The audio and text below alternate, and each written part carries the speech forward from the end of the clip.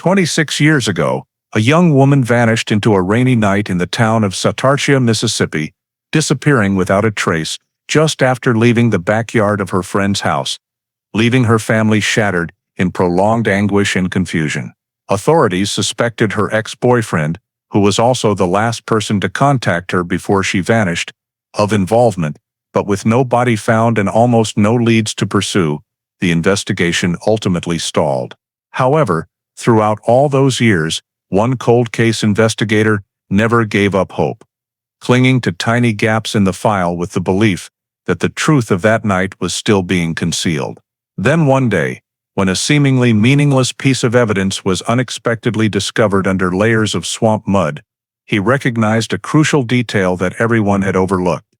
A detail that would completely change the entire case and shock everyone involved in a way no one could have imagined. Before we dive into this shocking story, let us know where you're watching from, and if you enjoy this video, don't forget to subscribe. Satartia, Mississippi in 2000 was a small town situated along the swampy area next to the Yazoo River, where daily life passed quietly among narrow dirt roads, scattered farms, and a community where residents had known each other for generations. On the night of September 14th, heavy rain poured down on the swamp region, turning the ground into a soft mess, with layers of black mud flooding the pathways, while the power grid in the northern part of town flickered continuously before going out completely, plunging the entire residential area into thick darkness. Inside the small wooden house of Andrew Shaw, where Eliza Hartwell had been staying for over a week, the already quiet atmosphere became even more hushed as the sound of rain pounding on the tin roof drowned out every other noise. Eliza, 27 years old, was the only one not present in the living room that evening. She stepped out to the backyard at 11:47 p.m. after a 2-minute phone call that Andrew only knew was from Caleb Turner, her ex-boyfriend who had been contacting her repeatedly over the past few months. Andrew couldn't hear clearly what Eliza was saying on the phone. He only saw the light from the backyard flash through the window, then her figure disappeared behind the wooden fence as the rain began to lash down harder. From that moment on, Eliza never returned to the house. The light in her room remained off, her jacket still hung on the chair, all personal belongings intact, but there was no indication that she had only left temporarily. Andrew stayed up until nearly 2 a.m., thinking that perhaps Eliza had gone to the end of the street to get better cell signal, something she often did when reception was poor inside the house. But when morning came, Eliza's room was still empty, the bed undisturbed, her phone completely powered off, and there was no note or sign whatsoever suggesting she had left intentionally. Andrew and 2 other relatives in the house split up to check around the backyard, along the path leading to the dirt road, and the dense brush to the east. The previous night's rain had washed away all footprints, making any trace search pointless. They only saw ground covered in puddles and broken branches from strong winds. The unusual silence of that morning made the whole family realize this was no longer a case of Eliza going somewhere temporarily. After more than 2 hours of searching the immediate area without finding any clues, Andrew called Eliza's mother to report that she had been missing since the previous night. The family immediately arrived in Satartia and checked all of Eliza's personal belongings, quickly confirming she had taken neither her wallet, identification, nor any essential items, a detail that made the possibility of her leaving on her own difficult to accept. At 9:26 a.m., after discussion and being unable to explain Eliza's disappearance with any reasonable scenario, the family officially called 911 to report a missing person. The call was transferred to the Yazoo County Sheriff's Office on the morning of September 15, 2000, where the duty officer verified the initial information and immediately forwarded the case to the Missing Persons Unit. Within 10 minutes, a temporary file was opened under Missing Person Case #00427 SAT, marking the official start of the investigation. Deputy Sheriff Louise McCade was assigned to go to the wooden house where Eliza disappeared to make direct contact with Andrew Shaw and her family. At the scene, McCade recorded the overview. Eliza Hartwell, 27 years old, no history of mental disorders, never run away before, no criminal record, and no indication of involvement in dangerous activities. Next, McCade gathered background information on Eliza's daily habits, including work schedule, social relationships, routes she commonly walked in town, and her level of closeness with those around her. The family stated that Eliza had been temporarily staying at Andrew's house after leaving Jackson a few weeks earlier, to avoid stress in her personal relationship, primarily related to her ex-boyfriend named Caleb Turner. Although they had broken up, Caleb continued trying to contact her, sometimes applying pressure that made Eliza feel uncomfortable. McCade noted this information, but did not yet consider it a risk factor due to lack of evidence showing any direct conflict on the day she disappeared. Andrew Shaw confirmed the last time he saw Eliza was at 11:47 p.m. on the rainy night, when she stepped out to the backyard to take a call. McCade asked Andrew to describe Eliza's clothing, mental state, and behavior before she left the backyard. Andrew noted that she appeared calm, was not arguing with anyone in the house, showed no signs of panic or distress, and walked away completely naturally. This very fact influenced the risk level classification. Eliza left no signs indicating she had been forced or was in immediate danger when leaving the house. McCade completed the report and entered the data into the sheriff's office system. After reviewing all background data, including the victim's age, mental state, last recorded event, and the fact that no direct signs of violence had been detected, Sheriff Robert Langley temporarily classified the case as adult missing, a lower risk level than missing under suspicious circumstances. This decision was based on the professional criteria at the time, when there was no basis to confirm criminal elements. However, Langley simultaneously noted clearly in the file that the weather conditions the previous night had destroyed the possibility of preserving evidence, requiring all initial assumptions to be approached with a high degree of caution. During the quick scene review, Deputy Louise McCade noted no items out of place, no signs of struggle in the backyard area, and no direct witnesses who saw Eliza leave the area after 11:47 p.m. The family expressed concern that Eliza could not have left the house for many hours without taking her wallet, keys, or backup phone. This detail was recorded by McCade as an unusual factor, though not yet sufficient to change the initial classification. When compiling information from the family and Andrew Shaw, McCade identified 3 key time points to use as the framework.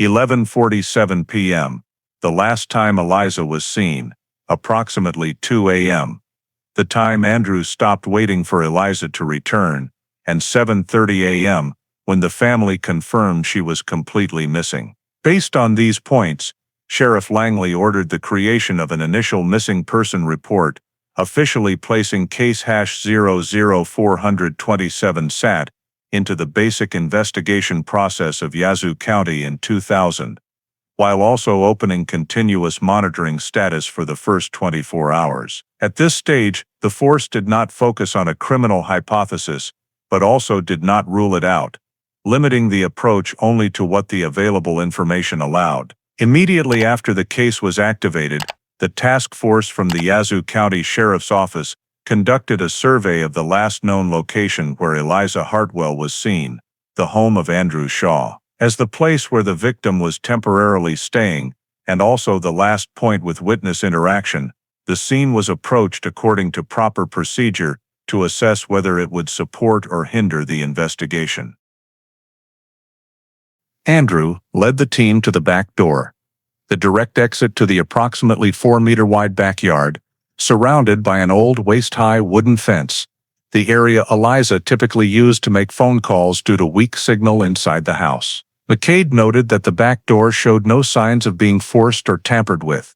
The lock was intact, hinges not bent, and rainwater streaks running from the porch overhang onto the wooden floor indicated the door had not been left open for long after Eliza stepped out. The damp, slippery wooden surface showed no scratches, drag marks, or fragments. The entire backyard area was heavily impacted by the previous night's rain. Thin mud pooled in streaks, grass flattened, ground saturated, making the preservation of footprints virtually impossible. McCade immediately concluded that the heavy rain had erased all signs of movement from the night before, making it far more difficult than normal conditions to determine Eliza's initial direction of travel. As the search team moved to the path leading from the backyard to the land behind the house, they began assessing a 50-meter radius around the last seen point. This was the standard range in the initial investigation phase for adult missing persons cases without signs of violence. The dirt path behind the house extended about 20 meters,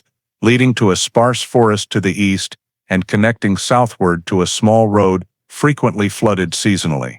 The survey team conducted a visual check along this route, but found no dropped personal items, no fresh tire tracks, and no clear signs of disturbance on the ground because the entire surface had been washed by water. The team noted that some broken branches were likely caused by strong winds from the rain and held no investigative value. In the surrounding environmental assessment, McCade focused on the terrain structure of the adjacent swamp area. Only about 30 meters from the land behind the house was a low-lying area extending deep into the Satartia swamp belt, a terrain characterized by unstable flooding, deep mud, dense vegetation, and seasonal changes. Determining the search radius in this area required careful evaluation of access routes because the ground could collapse, water could rise unexpectedly, or natural sinkholes could form. McCade noted this as a high-risk factor that could affect the path of a person moving in dark, rainy night conditions. Nevertheless,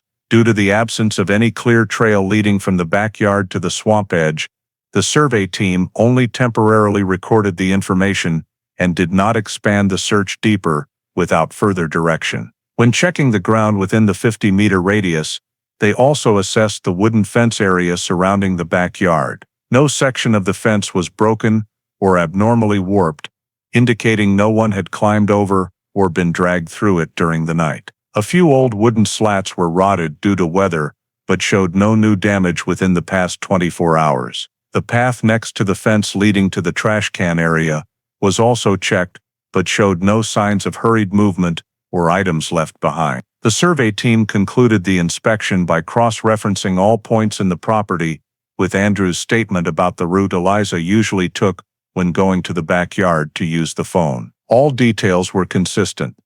Eliza did not have the habit of going far, typically standing near the fence to get signal. However, due to the power outage that night, the darkness and heavy rain, McCade did not rule out the possibility that Eliza may have walked farther to hear more clearly or to avoid the sound of rain hitting the roof. The scene evaluation was clearly recorded in the report.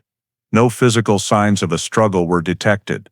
No direction of the victim's movement could be determined, and no tangible evidence, traces, or visible clues were collected, indicating where Eliza went after leaving the backyard. The preliminary conclusion pointed out that the heavy rain the previous night was the key factor rendering the entire scene virtually worthless in terms of trace evidence, while also posing a serious challenge to reconstructing the victim's movements in the initial hours.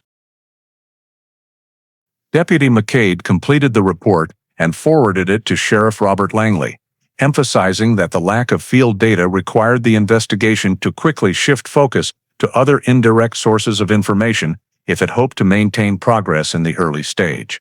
From this evaluation, the Yazoo County Sheriff's Office decided to proceed with the next step, collecting witness statements from residents in the vicinity of Andrew Shaw's house to determine whether anyone saw, heard, or noticed anything unusual on the night Eliza Hartwell disappeared. Although Satartia is a small town with few households along the dirt road behind Andrew's house, the sparse housing and open space made recording nighttime sounds, such as vehicle noises, engines, or unusual sounds, a more feasible approach than relying on direct visual observation. The first witness approached was Mrs. Helen Morris, who lives in the house directly across from the front of Andrew's residence. She stated that the rain was so heavy she had closed all the windows early in the evening. Nevertheless, around midnight, she recalled hearing a sound that caught her attention, something like a heavy object falling to the ground or striking a wooden surface, though she could not determine the direction due to the strong wind scattering the sound. She emphasized that the noise was brief, just a single occurrence, and she thought it might have been a tree branch breaking. This statement was placed in the category unidentified sound, low reliability, but it still held reference value because it coincided with the time Eliza left the backyard. The next witness was Mr. Travis McNeil, who lives about 40 meters east of Andrew's backyard and has windows facing the dirt road area. He reported that between 11:30 p.m. and midnight, unable to sleep, he sat near the window. Although it was dark, he clearly heard the sound of a truck engine running slowly on the dirt road behind the property. This area sees very little nighttime traffic because vehicles easily get stuck. According to his description, the engine noise was not loud, but distinctly that of an older pickup truck, with a somewhat sputtering sound and light tire noise on the mud. He did not see headlights due to a large tree blocking the line of sight, but he was certain the vehicle was present sometime between 11:45 p.m. and 12 a.m., coinciding with the time Eliza lost contact. This statement was classified as medium reliability, confirmation of vehicle presence. The task force then moved on to the Perkins residence, located along the dirt road about 600 meters from Andrew's backyard. Mrs. Perkins said she heard nothing unusual because she went to bed early, but Mr. Perkins recalled that around midnight, their dog barked continuously for about 1 minute before suddenly stopping, an unusual occurrence unless someone or a vehicle passed by, given how quiet the area is. He determined the time based on the living room clock when he got up to get water, noting it was approximately 11:50 p.m. This statement was placed in the category indirect confirmation of possible human or vehicle presence, medium reliability. The fourth witness was Ricky Coleman, a young man living in a small house 2 properties away from the swamp area. Coleman stated that he returned home at 12:15 a.m. after a night shift and noticed fresh tire tracks on the dirt road, though they had been mostly washed away by the rain. He did not know when the vehicle had passed, but he confirmed that the road had no such deep tracks when he drove through earlier in the afternoon. This statement was direct observation but lacked a precise time and was classified as low reliability, supplementary scene support. The task force further verified statements from 2 households near the edge of the swamp. One household heard nothing because their house was deeply secluded. The other, Mr. Luther Grant, reported that during the night he had the impression of hearing someone speaking loudly, though the words were unclear. The sound was distorted by the wind, and it did not last long. Since Mr. Grant could not recall the exact time, this statement was placed in the low reliability category. After nearly 3 hours of collecting statements, the task force compiled all the data. McCade divided it into 3 main groups. Group A, indicators tied to the time of disappearance, Mr. McNeil, the Perkins couple, and Mrs. Morris. Group B, indirect indicators lacking precise timing, Coleman, Mr. Grant. Group C, irrelevant or non-supportive statements, households that heard nothing or could not confirm any details. In the summary report, McCade assessed Group A as the most valuable for identifying unusual activity between approximately 11:45 p.m. and 12 a.m. The presence of a vehicle on the dirt road during heavy rain was noteworthy because it was not a usual nighttime route.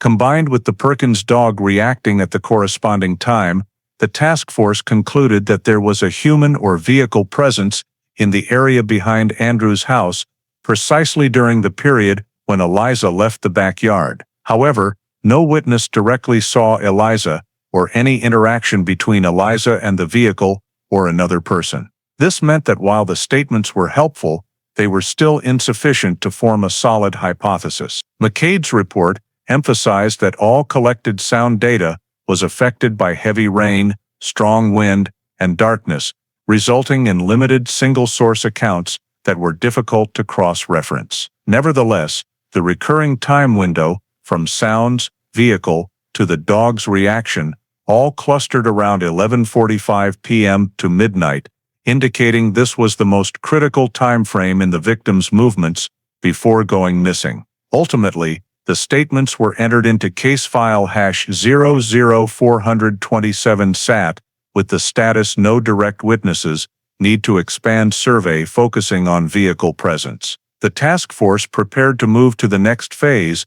Based on these faint but consistent signals, the night Eliza disappeared was not as silent as it first appeared. Immediately after compiling witness statements that indicated the presence of a vehicle and unusual sounds near the time Eliza Hartwell left the backyard, Sheriff Robert Langley approved an expanded-scale search operation. The designated center point was the last known location where Eliza was seen, in the backyard of Andrew Shaw's house. From there, the coordination team established an initial search radius of 3 miles, the standard range for an adult missing person under nighttime and adverse weather conditions. A topographic map was spread out on the wooden table inside the mobile command post parked near Andrew's house, where SAR teams divided the area into 3 major sectors: sparse woodland to the east, the dirt road extending south, and the swamp area stretching southwest toward the Yazoo River bank. The eastern sparse woodland featured numerous small trails and intermittent dense vegetation, favorable for line search formation sweeps. In contrast, the southwestern swamp was far more difficult to access due to post-rain flooding, thick mud, and sinkhole risks. Nevertheless, the search team could not rule out this area, as a single misstep could cause a missing person to be swept into unseen waterholes. Team SAR 1 was assigned the sparse woodland, conducting sweeps while maintaining even spacing between members to cover the entire undergrowth. They searched from low tree canopies to roadside brush, looking for signs such as torn fabric, personal items, drag marks, or any remaining disturbances. However, everything was heavily impacted by the previous night's heavy rain, naturally disturbed leaf litter, soft mud-altering tracks, and all potential evidence difficult to distinguish from weather effects. Meanwhile, Team SAR 2 moved along the dirt road, where several witnesses had heard a truck engine.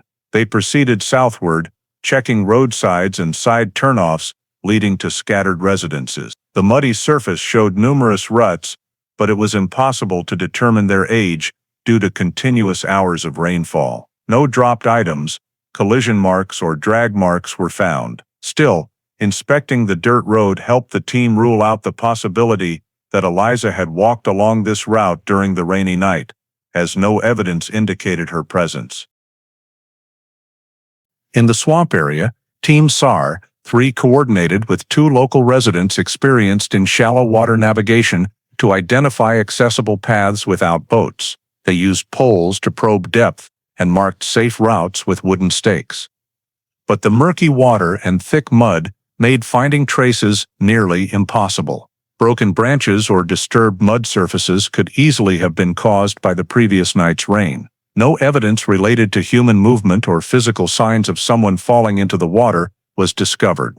While the 3 land-based SAR teams worked, the K-9 unit was deployed, starting from the exact point of Eliza's disappearance in the backyard. The scent-trained dog used a sample from Eliza's clothing, but after a few dozen meters, it began losing direction due to wind and mud diluting the scent. The K-9 circled in multiple directions but could not establish a stable track. According to the K-9 team leader's report, the heavy rainfall had washed away most scent molecules, making it virtually impossible to follow the initial path of movement.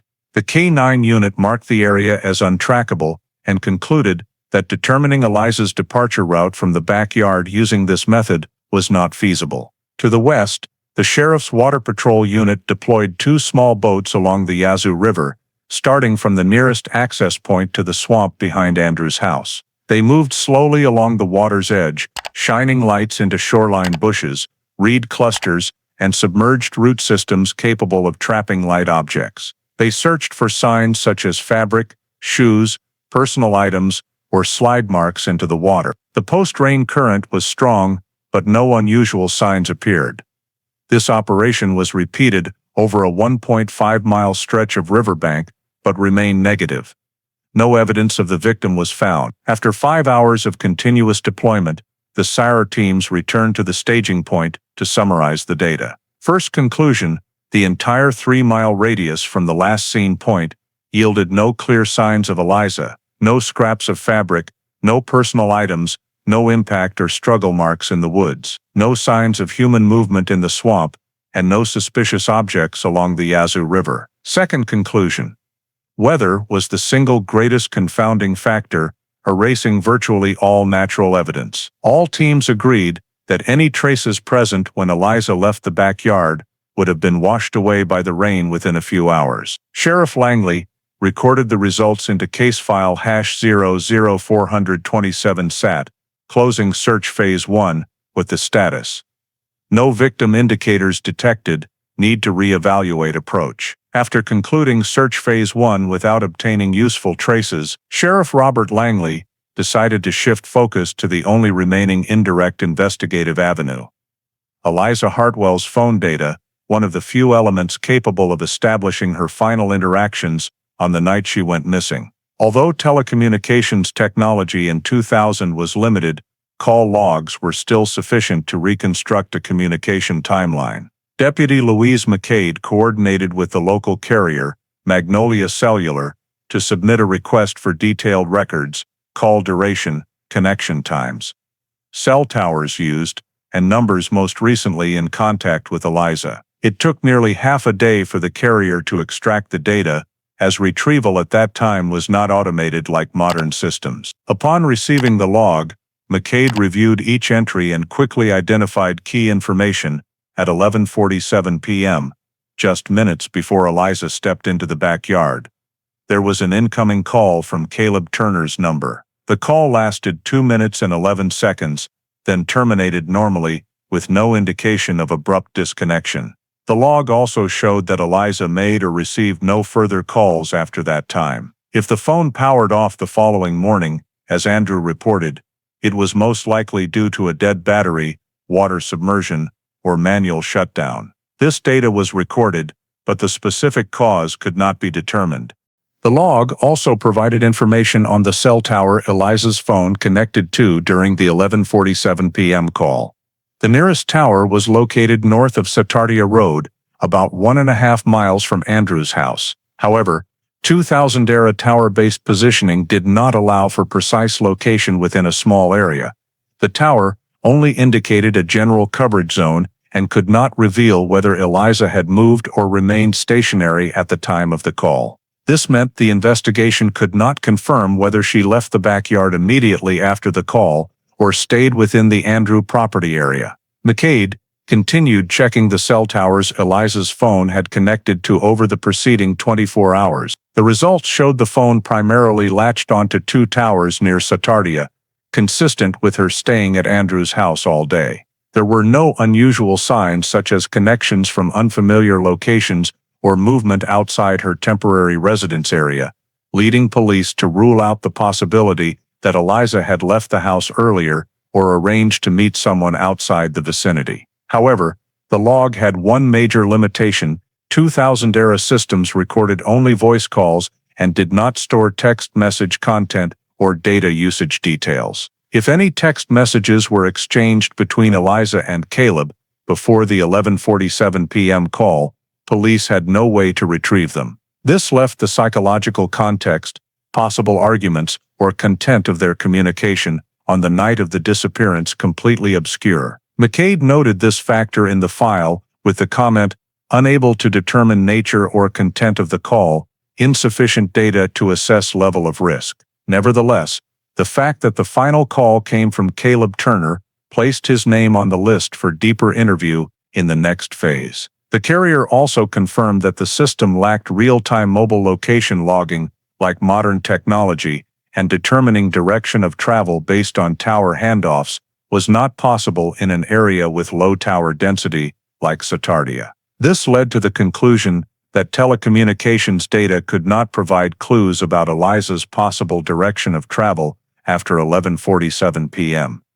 Nor could it confirm the presence of any vehicle in the dirt road area at the time witnesses heard an engine. McCade further reviewed Caleb Turner's call records for the same time frame for comparison. However, because the carrier required additional legal procedures to access the history of a non-missing person, police could not immediately obtain this comparative data. Sheriff Langley decided to temporarily record the information about the final call in the core of case file hash 00427 set E, assigning it a medium priority level, since while it represented the most significant time-based lead, it lacked the strength to expand investigative directions. The log only confirmed that Caleb was the last person to speak with Eliza, but it did not prove they met, clarify the call's content, or provide any coordinates to direct search teams to a new location. After completing the data analysis, McCade compiled a report to Sheriff Langley. Telecommunications data confirms the final call at 11:47 p.m. with Caleb Turner, but provides no precise location or communication content, insufficient to determine direction of travel or establish a dangerous situation.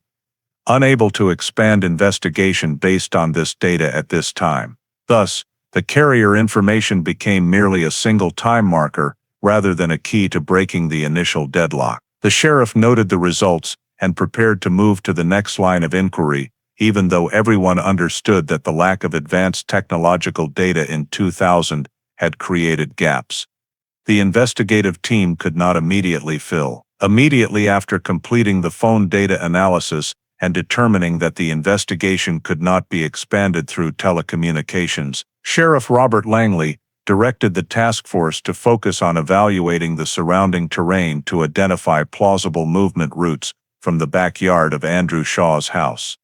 At the time, Eliza Hartwell left the residence at 11:47 p.m. The absence of direct traces at the scene did not completely rule out the possibility that Eliza had left the area via one of three main routes: the dirt path leading into the southeast swamp, the path through sparse tree clearance leading to the Yazoo riverbank to the southwest, or the small route looping out to Highway 3 heading north. These three directions were analyzed based on distance, terrain characteristics, and feasibility under heavy nighttime rain conditions. The first route, the dirt path into the swamp area, was considered the most natural path if Eliza stepped into the backyard and continued in a straight line. From the wooden fence behind Andrew's house, this path was only a few steps away, opening onto a narrow dirt track commonly used by residents for walking or walking dogs on dry days. However, during heavy rain that night, the path became extremely slippery and had many sections covered with shallow water. The terrain ahead narrowed, leading to a large depression several hundred meters wide, with dense vegetation and deep mud pits. Locals familiar with the area knew that straying just a few steps off the firm ground could result in sinking to the knees or deeper. In his report, McCade noted that if Eliza had walked in this direction during the rainy night, she could have slipped or been misled by rainwater covering soft edges, potentially leading to an accident. However, the SR team's search found no signs of a fall, unusual mud trails, or floating items, so this hypothesis received no further support. The second route, the path through the brush clearing to the Yazoo riverbank, was approximately 120 meters southwest from the backyard. This was not a distinct trail, but one used by locals to access the river for fishing or to cut across the field behind town. The terrain consisted of tall reeds, tangled tree roots, and uneven ground. In dark conditions, especially with a full area power outage, moving through this area was nearly impossible without a light source. This raised the question of whether Eliza had her phone with her for illumination, but data showed the phone was powered off the following morning, with no confirmed time of battery depletion. The Yazoo River was flowing strongly that night due to upstream rainwater, making slipping or falling into the water a real risk. However, the patrol boat team swept the banks and found no suspicious objects, and there were no drag marks or fresh slide marks at the water's edge.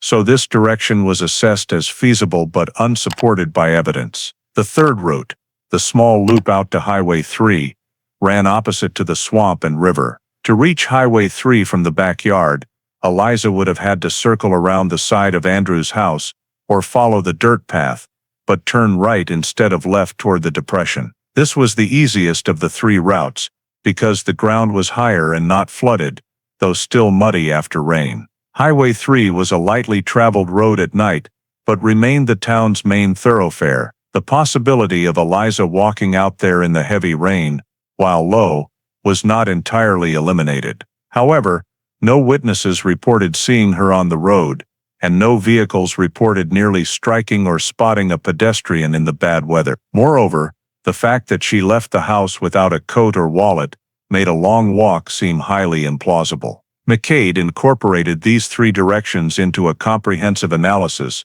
creating an evaluation table based on 4 criteria: accessibility, level of danger, consistency with witness statements, and likelihood of leading to a missing person outcome. The swamp route received the highest danger rating, but lacked supporting evidence. The Yazoo River route carried comparable risk, but also showed no physical signs, while the Highway 3 route was safer, but entirely lacking related data. After simulating movement scenarios based on terrain and weather conditions, McCade and the investigative team drafted the movement scenario report, which clearly stated the possibility that Eliza had left the backyard via one of the 3 directions, but could not determine which had higher reliability. The report also emphasized that the weather had destroyed all natural traces, making reconstruction of the victim's movements entirely dependent on terrain-based inference and timing.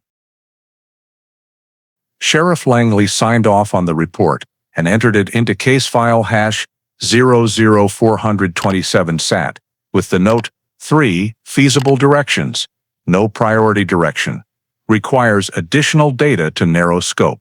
This became a key structural component of the file, serving as the basis for evaluating investigative progress in the subsequent phase, even though at that point no additional elements emerged to support any specific movement scenario. The morning after completing the movement scenario report, the investigative team returned to Andrew Shaw's residence to conduct a formal interview, aiming to reconfirm the entire timeline and all details related to Eliza Hartwell's behavior before her disappearance. The session took place in the living room, where Andrew stated he was fully willing to cooperate as he wanted to do everything possible to aid the search. Deputy Louise McCade began by asking Andrew to recount the detailed timeline of that rainy night. Andrew confirmed that the last time he saw Eliza was at 11:47 p.m., when she stepped into the backyard holding her phone after receiving an incoming call. He remembered clearly because the kitchen wall clock had just chimed the hour, and he happened to look at it when he heard Eliza say she needed to go outside for better reception. Andrew stated that after Eliza went into the backyard, he only saw a flash of light through the glass door before her figure faded away, and he heard no argument, hurried footsteps, or any unusual sounds from the backyard. This matched the information he had provided earlier, maintaining the necessary consistency for the case's critical timeline. When directly asked about his relationship with Eliza, Andrew affirmed that they were longtime close friends with absolutely no personal conflict or financial dispute that could lead to tension. He stressed that throughout the week Eliza stayed at his house, there had been no arguments between them, and on the night of her disappearance, Eliza had been completely normal, showing no particular signs of agitation, anxiety, or unusual stress. The investigative team recorded in the minutes no evidence of argument or conflict inside the house prior to Eliza leaving for the backyard. Moving to daily habits, Andrew described Eliza as having a fairly regular routine despite temporarily leaving her previous residence. She often stayed up later than he did, liked going to the backyard to use her phone in the evenings because reception was stronger there, and occasionally took short walks around the backyard area on dry days. However, on rainy days, she almost never went far because she hated getting wet and was afraid of slipping. Andrew confirmed that the weather was very bad that night, strong wind, heavy rain pounding the roof, and he personally believed Eliza would not have voluntarily gone far just to take a call. When asked about Eliza's mental state in the days leading up to her disappearance, Andrew said she had shared some stressful matters related to her ex-boyfriend Caleb Turner, but he emphasized that on the night in question, Eliza made no mention of Caleb and showed no signs of fear or any confrontational issue. She appeared normal and even more relaxed than in previous days due to the cool weather after the rain. This was significant information because it ruled out the possibility that Eliza left the house in an unstable state or with immediate intent to leave. McCade further inquired whether any of Eliza's belongings or items were missing from her room after her disappearance was discovered. Andrew replied that all her personal items were still there: wallet, clothing, shoes, handbag, and even her coat remained in the room, consistent with the initial observations of the investigative team. This reinforced the hypothesis that Eliza had no plan to leave for an extended period and had not taken items necessary for an impromptu trip. At the conclusion of the interview, the team conducted an overall assessment of Andrew's level of involvement in the case. Based on all collected information, including consistency in his statements from the first night through the formal interview, absence of arguments or motive for conflict, no unusual signs at the scene related to Andrew, and no contradictory facts, the sheriff decided to formally eliminate Andrew Shaw from direct suspicion. The official note added to the file read, "Andrew Shaw. No indication of involvement, statements consistent with scene and timeline data." The interview concluded with Andrew confirming his willingness to assist at any time, but for the investigative team, this cooperation primarily reinforced what was already clear. The answer to Eliza's disappearance did not lie inside the house she left, but in the place she headed to after stepping into the backyard on that dark, rainy night. Right after concluding the interview with Andrew Shaw and confirming he was not a suspect, the investigative team moved to the next step, contacting Caleb Turner, the person who made the final call to Eliza Hartwell at 11:47 p.m., just minutes before she left Andrew's backyard and disappeared. Caleb lived about 25 minutes' drive from Satartia, in a residential area along Highway 49, where the team arrived that same afternoon to conduct the initial interview. Sheriff Robert Langley and Deputy Louise McCade met Caleb in front of his house, where he appeared alert, did not evade questions, and expressed willingness to cooperate. When asked about the night of Eliza's disappearance, Caleb immediately stated that he had not seen her that evening. According to his account, the 11:47 p.m. call was merely a short exchange to wrap up an unfinished conversation from a few days earlier.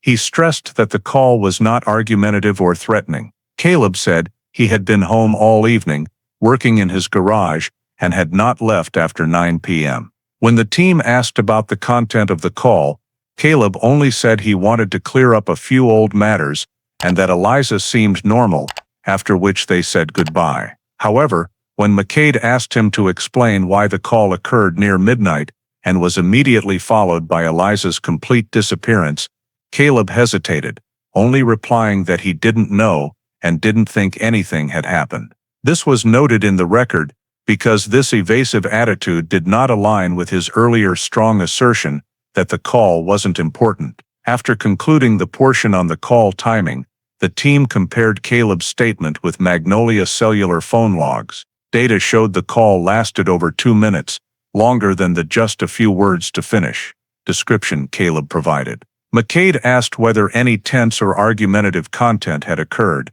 Caleb continued to deny it and said he only wanted to make sure Eliza was okay. The inconsistency regarding the call's motive was recorded as minor discrepancy. A more significant discrepancy emerged when McCade asked about Caleb's location during the call. Caleb claimed he was in the garage behind his house. However, phone logs showed the call was routed through a cell tower to the south, a tower typically covering an area about 3 miles from Caleb's home. Although 2000's technology was not precise enough to conclusively prove Caleb was not home, the difference between his statement and the tower coverage area prompted the team to note discrepancy worthy of attention. Caleb explained that his area often had signal interference and sometimes connected to farther towers, but McCade observed he said this with visible discomfort, unlike his initially confident demeanor. When directly asked whether he had driven to Satartia between 11:30 p.m. and midnight, Caleb answered absolutely not and said he had proof he was home, some tools in the garage that he had used at the time. But when McCade asked for specifics about the evidence or anyone who could corroborate it, Caleb said no one was with him, and he could not prove anything beyond his own word. The investigative team found no overt behavioral signs of deception, but the gaps in his account required careful documentation. Regarding attitude, Caleb maintained a cooperative demeanor, showed no strong defensiveness, displayed no hostility, and did not attempt to shift blame. He acknowledged past tensions with Eliza, but insisted they had managed to keep the relationship at a normal level, though no longer romantic. When asked whether he thought Eliza had left the house to meet someone else, Caleb said he didn't know and couldn't guess. The team noted that throughout the entire interview, Caleb could provide no reasonable explanation for the late call, nor any concrete detail proving he was home at the time. Nevertheless, these minor inconsistencies were still insufficient to designate him a suspect. Sheriff Langley concluded that 1. Caleb was the last person to contact Eliza. 2. Some aspects of his statement did not match telecommunications data. But 3. There was no direct or indirect evidence showing he met Eliza, picked her up, or was in Satartia at the time of her disappearance. Moreover, there were no scene traces, no witnesses seeing them together, and no physical evidence linking Caleb. Therefore, under 2000 risk assessment standards, Caleb was classified only as person of interest, low level, not yet meeting the threshold for formal suspect status. The interview ended with a note that Caleb could be re-interviewed if clarification was needed regarding timeline or new details about the 11:47 p.m. call.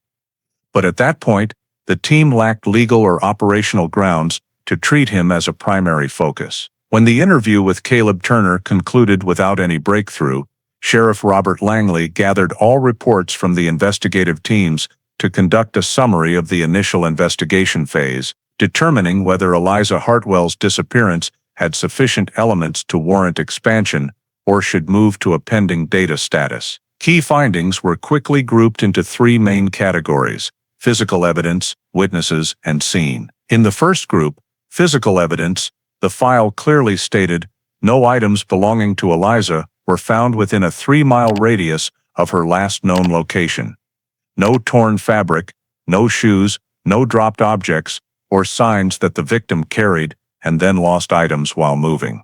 The SR team found no signs of slipping, impact, or any objects related to the victim in the sparse woods, dirt paths, swamp area, or along the Yazoo River bank. The heavy rainfall was identified as the cause of the erasure of nearly all natural traces, rendering the scene extremely poor in data. The second group, body or criminal traces, reached a similar conclusion. No physical evidence proving criminal activity had occurred. No blood, drag marks, signs of struggle, or any violence-related fragments were present. Inspection inside Andrew Shaw's house showed everything in its original state, with no signs of altercation.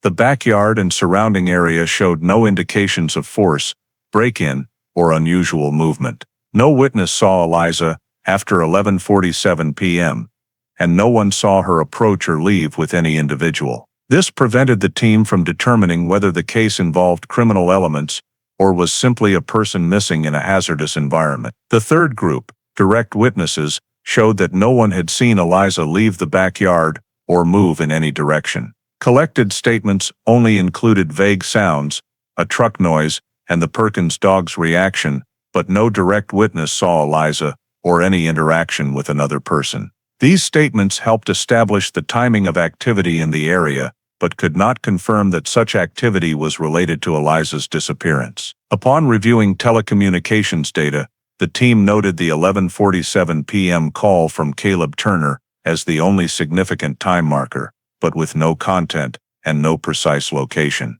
This made the phone log useful only as a timestamp, not as practical investigative direction. All plausible lines of analysis, based on movement directions, terrain, witness statements, and search scope, failed to produce sufficiently strong information for further progress. Sheriff Langley assessed that, under 2000 professional standard, there were no grounds to upgrade the case from missing person to suspicious missing or potential foul play, as upgrading the file status required at least one of 3 elements: tangible physical evidence, a body or traces of criminal action, or a direct witness to an event related to the disappearance. In Eliza's case, none of these three elements appeared. After compiling all reports, Sheriff Langley issued the official conclusion: the initial investigation had exhausted all accessible directions, given the time constraints and available technology, and at this point, the file entered the status insufficient leads. Investigation paused.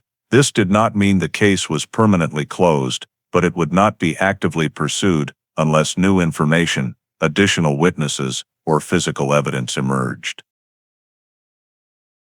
The decision was entered into case file #00427 SAT, along with a note that the team would continue to record any community information, but the likelihood of resolution in this phase was extremely low without new data. When the report was signed, the initial investigation phase officially concluded, leaving a large gap that no one on the team anticipated would stretch across many years to follow. After case file #00427 SAT was moved to the status insufficient leads. Investigation paused. The Yazoo County Sheriff's Office continued to receive tips from the community in the following months, although none were strong enough to restart the investigation. However, by early 2001, a prolonged period of heavy rainfall caused significant changes in water levels in the swamp area southwest of town, exposing large patches of land that had previously remained submerged. Several local residents reported seeing newly exposed muddy areas near the edge of the swamp, prompting Sheriff Langley to authorize an additional search effort to take advantage of the seasonally altered terrain. The SAR team was mobilized again,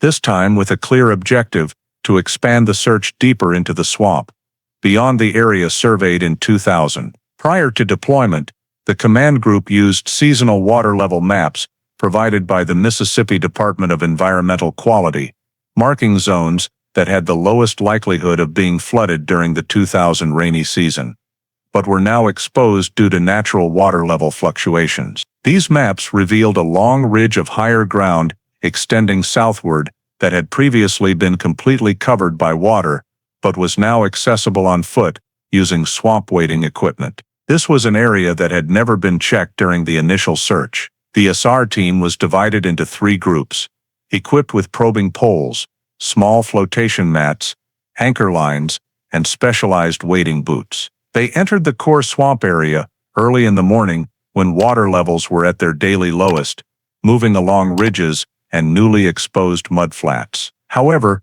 the characteristics of the Satartia swamp presented near absolute difficulties. Deep, soft mud made every step extremely time-consuming. Dense vegetation severely limited visibility, and any potential traces had long been erased by months of continuous water flow. SAR searched meter by meter visually, using probes to detect objects beneath the mud surface, but all they found were tree roots, mud-embedded rocks, and broken branches, none of which belonged to the victim. By mid-2002, the SR team conducted 2 more search operations when brief summer dry spells exposed shallow drainage channels and drier sections of the swamp shoreline.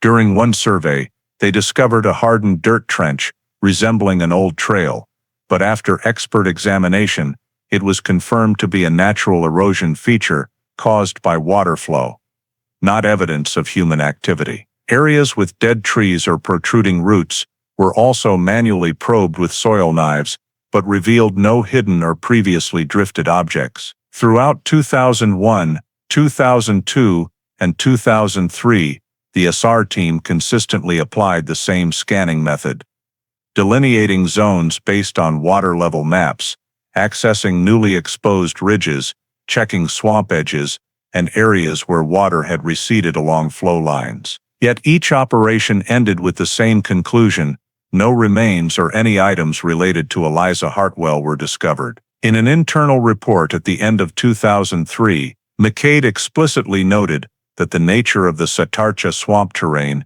made long-term preservation of evidence nearly impossible.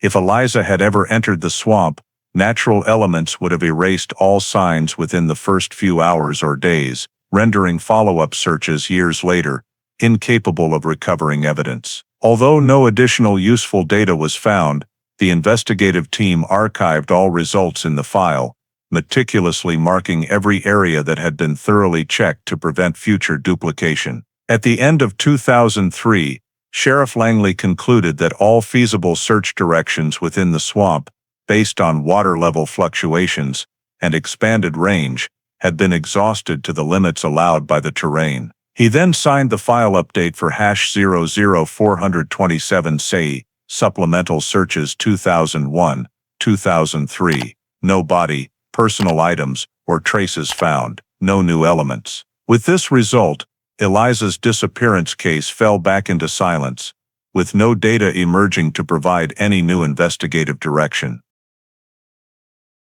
While the supplemental searches from 2001, 2003 yielded no useful traces, the Yazoo County Sheriff's Office continued to handle a steady stream of community tips regarding sightings of persons resembling Eliza Hartwell across a wide area of central Mississippi. Over 3 years, more than 20 sightings were reported, each creating a small hope that the victim might still be alive somewhere, while simultaneously placing significant pressure on an investigative team already short on personnel and resources. The first recorded sighting occurred in early 2001, when a truck driver reported seeing a young woman standing by the roadside near Bentonia who looked like Eliza based on newspaper photos. When police checked, the woman was identified as a local resident living a few miles away, unrelated to the case. The matter was quickly resolved, but it marked the beginning of a long series of similar reports. Another sighting emerged in the summer of 2001,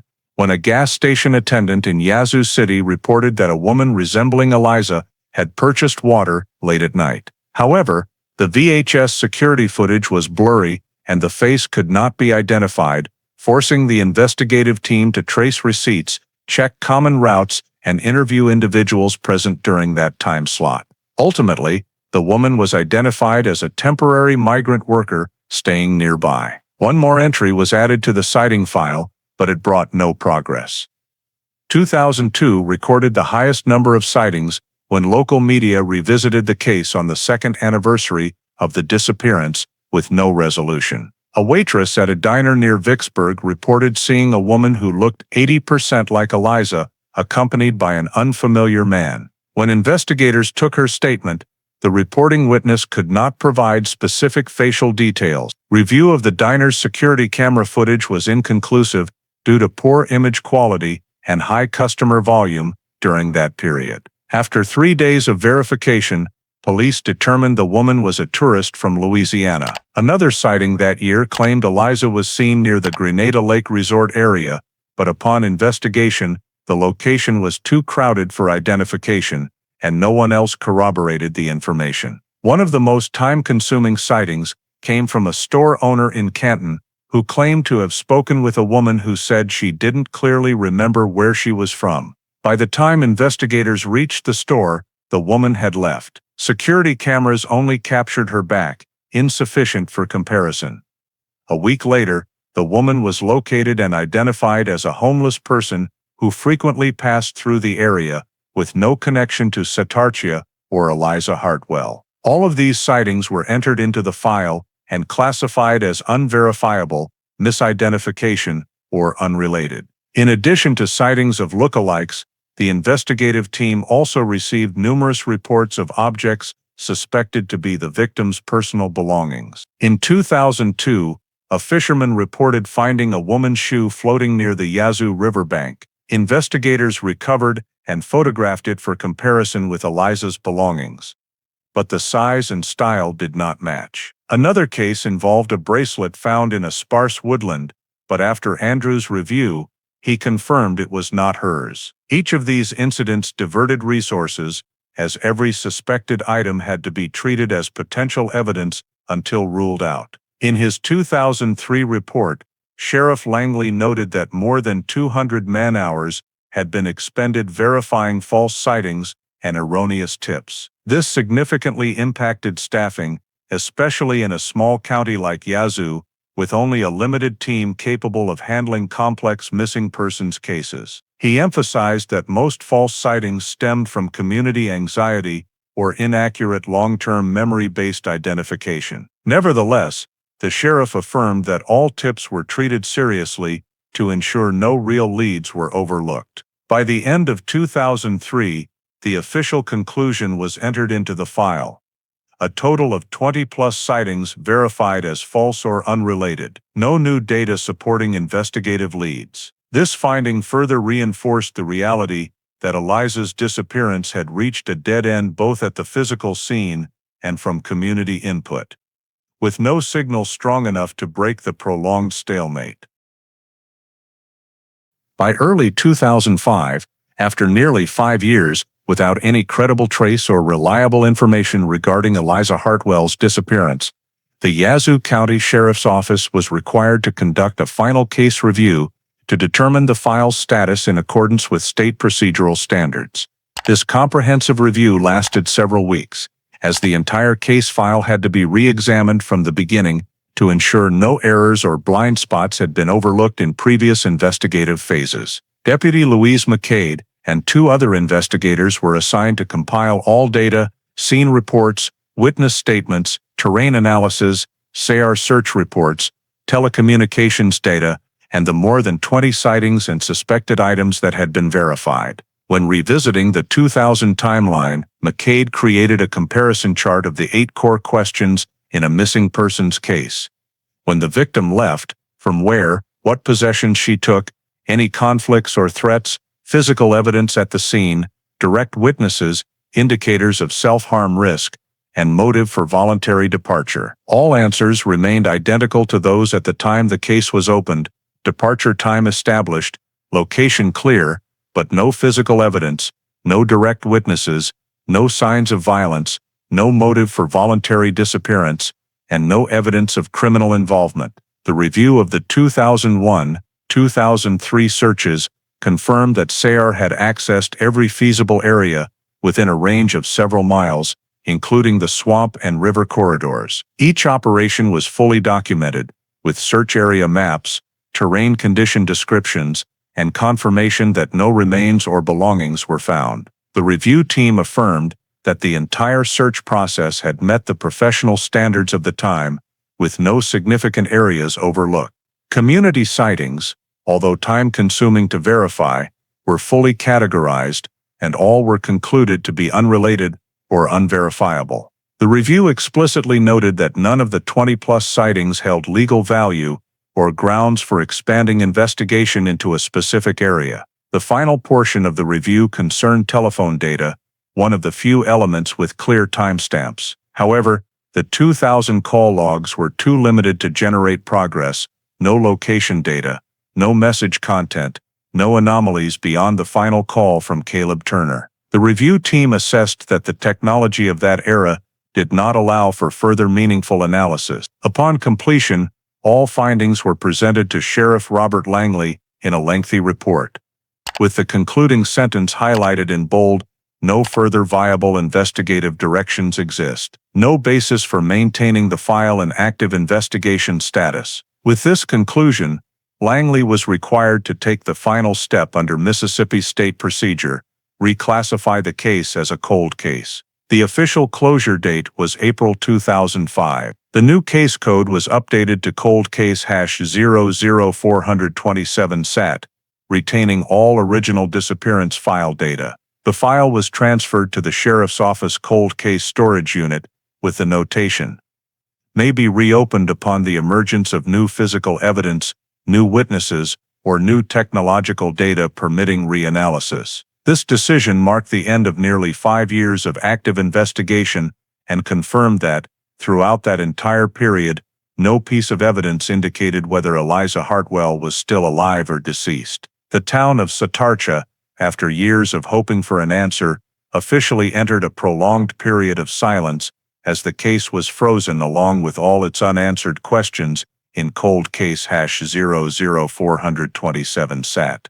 When the file was transferred to cold case status #00427 SAT in 2005 and remained dormant in storage for many years afterward, it continued to be flagged by the system as one of the Yazoo County missing persons cases with the least clear investigative direction. By late 2011, when the Mississippi Cold Case Review Program was reorganized and required counties to transfer long-term unsolved missing persons cases over 10 years with no progress for periodic re-evaluation, Eliza Hartwell's file was forwarded to this unit under standard procedure. Investigator Ira Collins, a detective known for his ability to reread old files and spot anomalies in seemingly dead-end investigations, was assigned as the primary reviewer. Collins began examining the file in January 2012 by constructing a comprehensive timeline based on every report line, every statement, every search map, and all attachments in the original Yazoo County Sheriff's file, comparing them against 2012 professional standards. The first thing Collins noticed was that the entire case structure heavily relied on timelines provided by Andrew Shaw and the family. But these initial timestamps were never cross-verified against independent factors such as streetlight outage times, whether neighbors heard sounds at specific moments, or even precise hourly weather conditions. This led Collins to mark deficiency #1, timeline not standardized and not corroborated by independent sources. He noted that determining the last seen time, 11:47 p.m., depended entirely on Andrew's account and call duration, with no verification of whether she actually left the yard at that exact moment, or whether any interruption occurred between leaving the yard and disappearing. Collins assessed this as a major gap because the timeline forms the foundation for all analysis of movement direction and crime accident probability modeling. When moving to the 2000 SAR search section, Collins identified deficiency #2. The actual search coverage was smaller than reported in the summary documents. The record stated that SAR covered a 3-mile radius from the last seen point, but upon reviewing the maps, Collins found that only about 1.8 miles had been fully searched. The remainder was simply marked infeasible due to terrain rather than actually accessed. In particular, the northeastern swamp area, shallow water zone in September, could have been approached from 2 directions, but the 2000 team only attempted one and halted when water levels rose. Collins assessed this as a significant deficiency because the swamp changes seasonally, and under 2000 conditions below average water levels, many areas should have been surveyable. This resulted in his note, deficiency #2, search range narrowed, compared to plan and insufficient by modern SAR standards. This may have missed evidence or remains. When reviewing the telecommunications data, Collins immediately encountered deficiency #3, the most serious by 2012 standards. The 2000-era telecom analysis was inadequate compared to modern data handling methods. In 2000, the sheriff only requested basic call logs and the general cell tower serving the Satartia area, but did not request more detailed records, such as tower handoff timestamps, which, while not precise enough for exact location, could have provided clues about direction of travel or distance from towers. Collins reviewed the file and noted that Eliza's 11:47 p.m. call did not specify which of the 3 nearby Satartia towers it connected to. The carrier provided only summarized information with no per-second data storage as in modern systems, but a regional aggregate could still have been requested. Since this request was never made in 2000, the original telecom analysis had only referential value and could not establish whether Eliza left the area immediately after the call. Collins marked deficiency #3, no extended telecom analysis, no tower handoff data retrieval, resulting in missed opportunity to establish a plausible movement range in the first 30 minutes after last contact. Beyond these 3 major deficiencies, Collins also noted various minor issues, such as the absence of a 3D scene diagram, lack of nighttime lighting reconstruction for September 14th, no evaluation of possible vehicle access to the backyard, and no independent corroboration of neighbor statements against power outage schedules. Nevertheless, Collins determined that the 3 primary deficiencies were sufficient to conclude that the file retained potential for re-evaluation if adequate resources were available. He completed a more than 40-page initial cold case deficiency report, listing each discrepancy or incompleteness, categorized by severity and potential impact on investigative direction. The report was submitted to the cold case unit head with the recommendation that the Eliza Hartwell case could be considered for reopening with additional support from new analytical techniques, particularly advanced swamp terrain modeling and the possibility of retrieving data from old telecom records. At the end of the report, Collins added one brief note: "This file is not hopeless. It has simply not yet been viewed from the right angle." This concluding sentence marked the first significant milestone since the case was closed in 2005. For the first time, an investigator officially determined that the Eliza Hartwell disappearance contained gaps large enough to warrant re-examination rather than indefinite frozen status. In 2022, when the Mississippi Cold Case Unit received approval for funding to upgrade investigative technology, investigator Ira Collins immediately proposed moving Cold Case #00427 SAT into the priority group for reanalysis using the new generation telecommunications data reconstruction system. Collins knew that the 11:47 p.m. call between Eliza Hartwell and Caleb Turner was the pivotal point of the entire disappearance case, but in 2000, cell tower data was only recorded in the form of simple log sheets, making it impossible to determine signal direction or detailed coverage areas. By 2022, with the ability to reread the operational structure of old towers and simulate sectors based on the original coverage maps from Southern Wireless, Collins could perform a much more detailed analysis of the relative positions of connected devices. He retrieved the complete activity logs of the 3 cell towers surrounding Satartia in 2000: Tower Yazoo Bend, Tower Holly Bluff, and Tower Satartia West. Although the original data was incomplete by modern standards, it still contained information about the transmission sectors, i.e., the 3 120-degree angles that divided each tower's coverage area.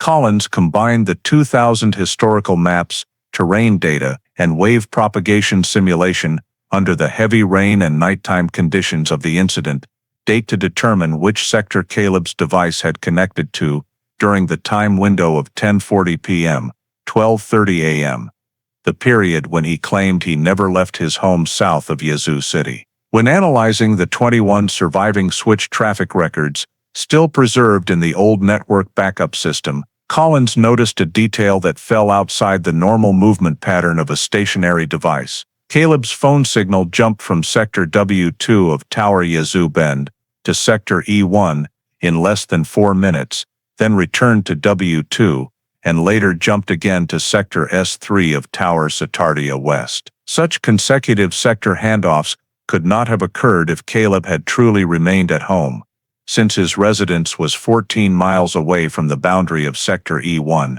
and could not pick up that sector unless he traveled southeast towards Satartia. Collins labeled this phenomenon an event switch anomaly and began building possible movement models for the device. Using 2000 parameters, the maximum speed of a vehicle on wet dirt roads typically did not exceed 25 miles per hour, while on Highway 3, it could reach 45 miles per hour under favorable conditions. Collins tested 3 models: movement by pickup truck, by sedan, or being in a storm-induced reflection zone. After eliminating the third model, since reflection patterns could not explain the quick return to the original sector, he combined 2000 road maps and simulated the only plausible route that would cause Caleb's device to connect to all 3 sectors sequentially within 32 minutes. From this emerged the most significant finding of the reconstruction process: the window 32 minutes. The time frame during which Caleb could have left his stated location and traveled into the area near Satartia, precisely during the period of Eliza's disappearance. Collins detailed the 32-minute window as follows. The first 10 minutes covered travel from Caleb's home to the intersection of Highway 3 and Holly Bluff Road. The next 4 minutes corresponded to the device connecting to Sector E1, which was less than 1.4 miles, as the crow flies from the backyard of Andrew's house. The following 9 minutes represented the signal, leaving Sector E1 and returning to Sector W2. Consistent with heading back toward Highway 3, the final 9 minutes covered the distance from the turnoff point to where the device reappeared in Sector S3, at a distance consistent with returning to the outskirts of Yazoo City. All of this aligned precisely with the time gap in Caleb Turner's 2000 statement, when he insisted he had been at home continuously from 10 p.m. until after midnight. Collins extended the analysis to Eliza's device for comparison, although the victim's data was far more limited. Eliza's phone only logged the 11:47 p.m. call before powering off at 11:52 p.m. However, Collins discovered that the 11:47 p.m. call had connected through Sector N1 of Tower Holly Bluff, rather than Sector W3, the strongest sector that covered Andrew's backyard. This meant Eliza was in a location blocked from the southwest, either moving slightly away from the porch or standing in an area that did not perfectly match the spot Andrew reported. Collins simulated the coverage map under rainy night conditions to determine where Eliza would need to stand to connect to Sector N1. The most fitting area was a strip of land right along the eastern fence of the backyard, approximately 6-9 meters from the porch door, and aligned with the dirt road leading toward Holly Bluff Road.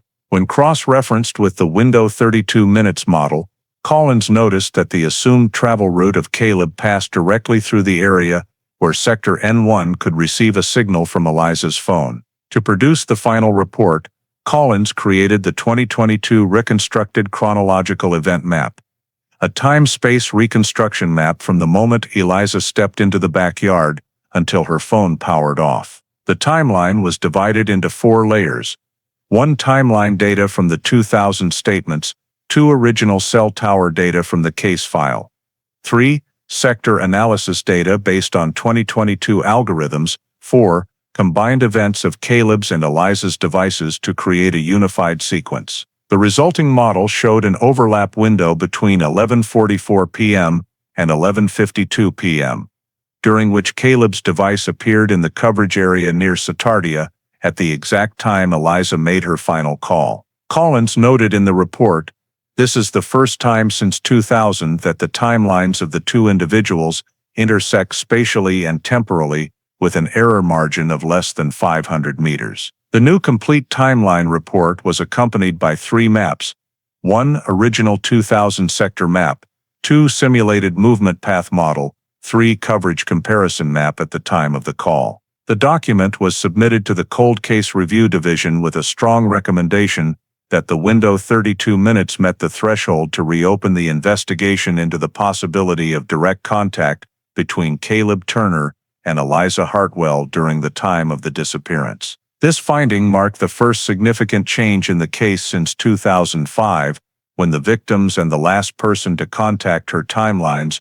were reconstructed with much higher accuracy for the first time, opening a line of inquiry the original file had never addressed. In early May 2022, while the Mississippi Cold Case Unit was reviewing terrain routes related to the Window 32 minutes model, an unexpected event occurred outside the official investigation scope.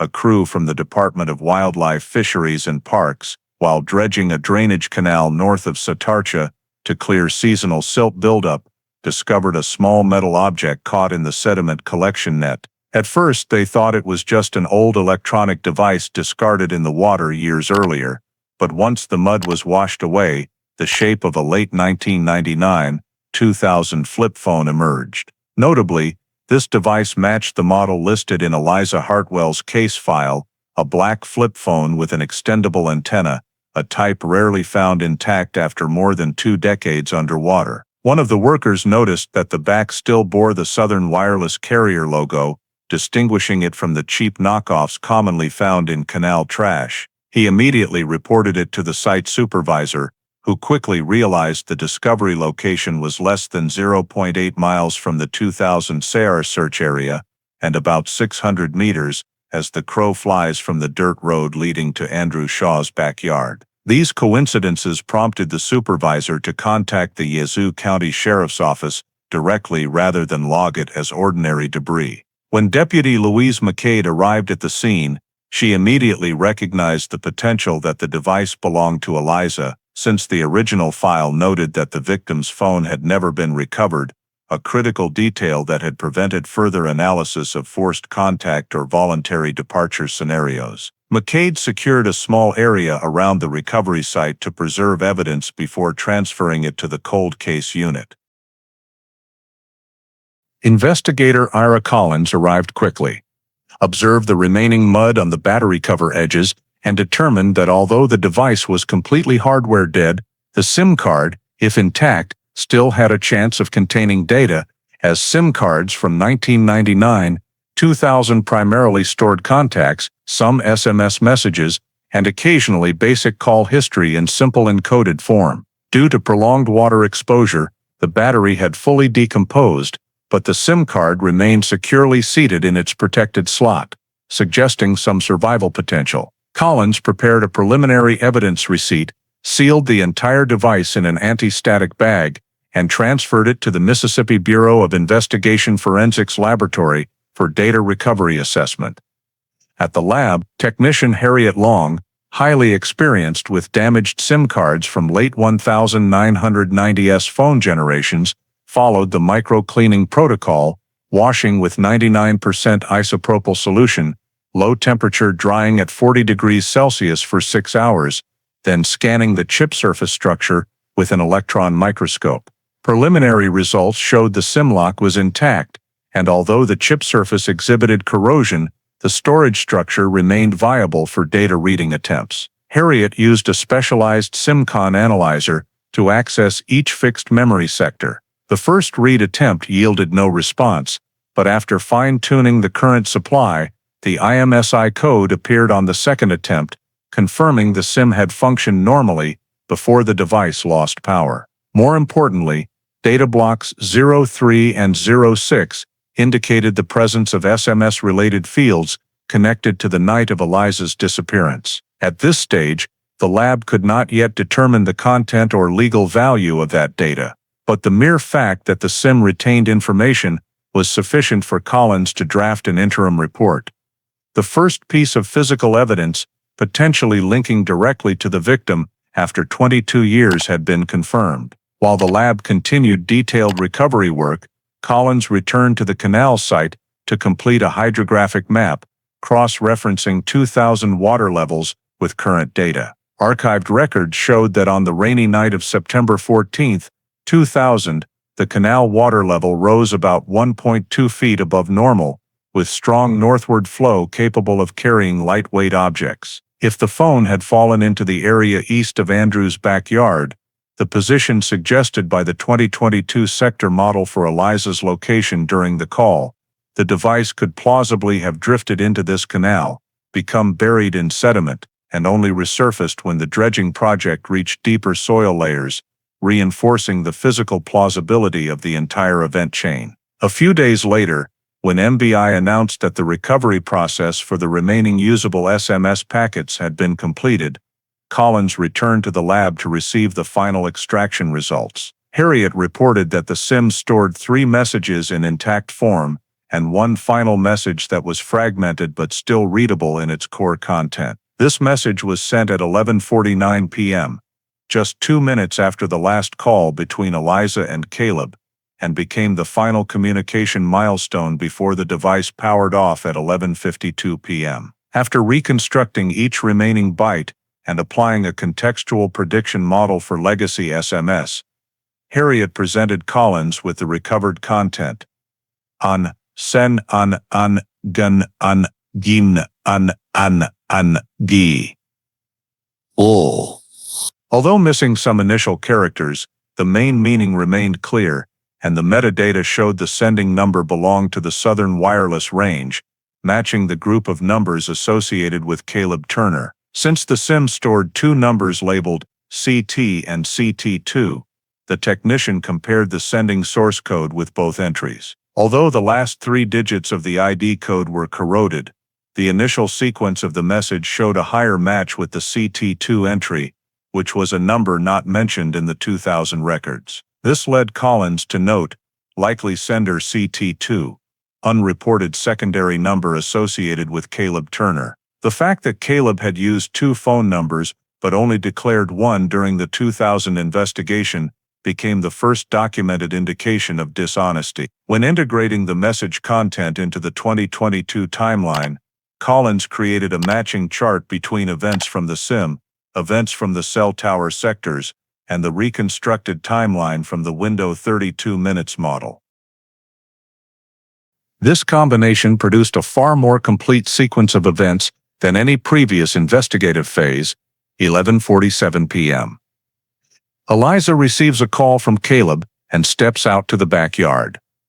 11:49 p.m. Eliza receives a message requesting Renegoi Noi Chuyen from the number suspected to be Caleb's. 11:51 p.m. Eliza's phone switches sectors, suggesting she may have moved a few meters away from the porch area.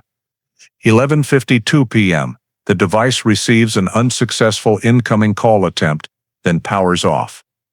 At the same time, Caleb's device exits sector E1 in the reconstructed model, indicating he was within a 1.4-mile radius of Andrew's house. When Collins entered all these milestones into the new timeline, the cold case unit's risk analysis system immediately flagged that, within the 11:47-11:52 p.m. window, 2 critical elements, direct communication and presence in the same coverage area, had converged. This significantly altered Caleb's status in the investigation from a witness who claimed he did not meet Eliza that evening to a subject with possible direct contact during the time of disappearance. Collins continued the risk assessment based on 3 groups of criteria. 1. Consistency of statements. 2. Correlation of telecommunications data. 3. Abnormal behavior before and after the time of disappearance. Results: Caleb's 2000 statement no longer held up because he claimed no further contact after 11:47 p.m., yet the SIM showed a 11:49 p.m. message from a number suspected to be his. He claimed to have stayed home all night, but sector analysis showed his device present near Satartia. He denied owning 2 phone numbers, yet Eliza's SIM stored 2 CT entries. When Collins combined these factors in the risk assessment table, Caleb was classified at the primary person of interest level, a step the original 2000 file had never reached. Additionally, the message "Enlan Shi Jam" created a new investigative implication. The sender wanted to prompt an in-person meeting, while implying that a prior conflict or argument needed to be resolved privately, without others knowing. This opened the possibility of a more personal motive than the initial hypothesis that Eliza simply went outside to take a call. From this point, Collins evaluated the final message as impact evidence, evidence capable of changing the direction of the investigation and triggering a complete re-evaluation of everyone previously connected to the victim.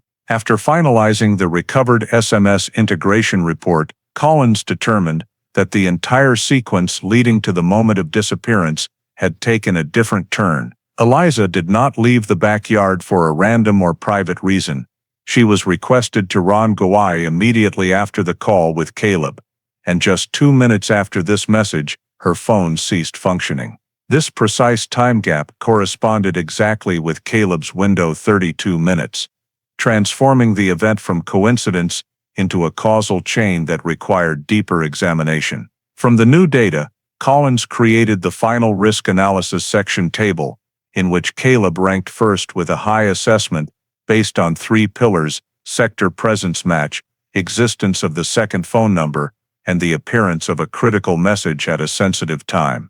The final conclusion in Collins's report section stated, "With the recovered SIM data, Caleb Turner becomes the primary person of interest at the highest level since the case was opened in 2000, requiring a complete reassessment of his role in the final 5 minutes before the victim disappeared." Immediately after the cold case unit identified Caleb Turner as the primary person of interest based on the SIM data and reconstructed timeline, investigator Ira Collins proceeded to the next step, re-interviewing Andrew Shaw to cross-reference all the new data against what he had stated in 2000. Andrew, now in his 40s, still lived in Satartia and retained clear memories of the rainy night Eliza disappeared, though many minor details had faded over time. Nevertheless, when Collins presented the new data, particularly the fact that Caleb's phone appeared near Satartia during the 11:52 p.m. window, Andrew immediately recalled a detail he had only briefly mentioned in the original file, but which had never been deeply investigated. Appearance of vehicle headlights on the dirt road behind the house on the night of the incident. In 2000, this detail was deemed insignificant because the sheriff believed the lights could have belonged to a patrol car or a resident living scattered along the dirt road. But when Collins asked Andrew to describe exactly what he saw, timing, direction of the light, intensity, and duration, Andrew recalled that the light was not the typical yellow glow of old pickup trucks common in Mississippi at the time, but a sharp white light resembling that of vehicles with strong halogen headlights, typical of 1998, 2000 model sedans, similar to the car Caleb used to drive. Andrew confirmed he saw the light a few minutes after Eliza went out back to take the phone call, but due to heavy rain and strong wind obscuring visibility, he could not clearly identify the type of vehicle. What he remembered most clearly was the light sweeping across the row of trees behind the house, then disappearing after about 10-15 seconds, as if the vehicle had stopped in the darkness not far away. When Collins asked why this detail was not emphasized in the initial statement, Andrew replied that at the time he simply thought someone was driving to avoid the rain, did not connect it to Eliza's disappearance, and the sheriff had not probed deeply into it. Collins recorded the full description and began cross-referencing it with the cell tower sector data. The 2022 model showed that around 11:51 p.m., Caleb's device connected to Sector E1, the area immediately adjacent to the dirt road northeast of Andrew's house, where the headlights Andrew observed could plausibly have appeared. Collins further examined the sector maps with wind-adjusted propagation modeling and found that the light position Andrew described lay precisely within the area where Caleb's phone could appear when the cell tower handed off through Sector E1. This meant Andrew's statement, a detail previously dismissed in 2000, now aligned perfectly with the new telecommunications data. Collins asked Andrew for more detail. Did he hear an engine sound or a car door opening? Andrew said the rain was very loud at the time, so he heard nothing beyond the wind, but he affirmed the light pattern resembled headlights angled downward, not light moving steadily along the main road. Collins noted this as stationary light pattern, a pattern consistent with a vehicle that was stopped or turning around, not continuously moving. In the new timeline model, the headlights appeared exactly when Eliza received the message requesting Ranagoi Noi Kuian, meaning at the very moment Caleb could have been in the area near Andrew's house, less than a mile away. Collins cross-checked one more detail at the moment Eliza's phone powered off at 11:52 p.m. The sector system recorded the single transition from Sector N1 to no response. This overlapping time window led Collins to assess that the appearance of the headlights was not merely coincidental. It occurred precisely during the chain of events leading to the disappearance within minutes. When asked whether Eliza knew anyone else who regularly used the dirt road behind the house, Andrew replied that very few people used that road at night because the road became muddy after rain, and there was no reason to drive there unless living nearby. And Caleb was the only person who had previously driven that road to meet Eliza, according to Andrew. When Collins reviewed the full sequence from 11:47 p.m. to 11:52 p.m., including the call, the message, the headlights, and the phone powering off, Andrew remained silent for quite a while before confirming that all these details made him no longer believe Caleb's 2000 statement the way I did before. From the newly cross-referenced data, Collins concluded in his report that Andrew Shaw's testimony not only matched the 2022 reconstructed sector model, but also became the first independent human witness corroboration, showing the presence of a vehicle near the scene exactly when Eliza's phone ceased functioning. Collins entered a preliminary assessment into the file. Visual confirmation from Andrew Shaw correlates with reconstructed cell tower data. High probability the observed vehicle aligns with Caleb Turner's movement pattern during window 32 minutes. With this conclusion, Andrew's testimony was officially elevated to a piece of substantial supporting evidence, changing its status from an overlooked detail in 2000 to a direct factor influencing the current direction of the investigation.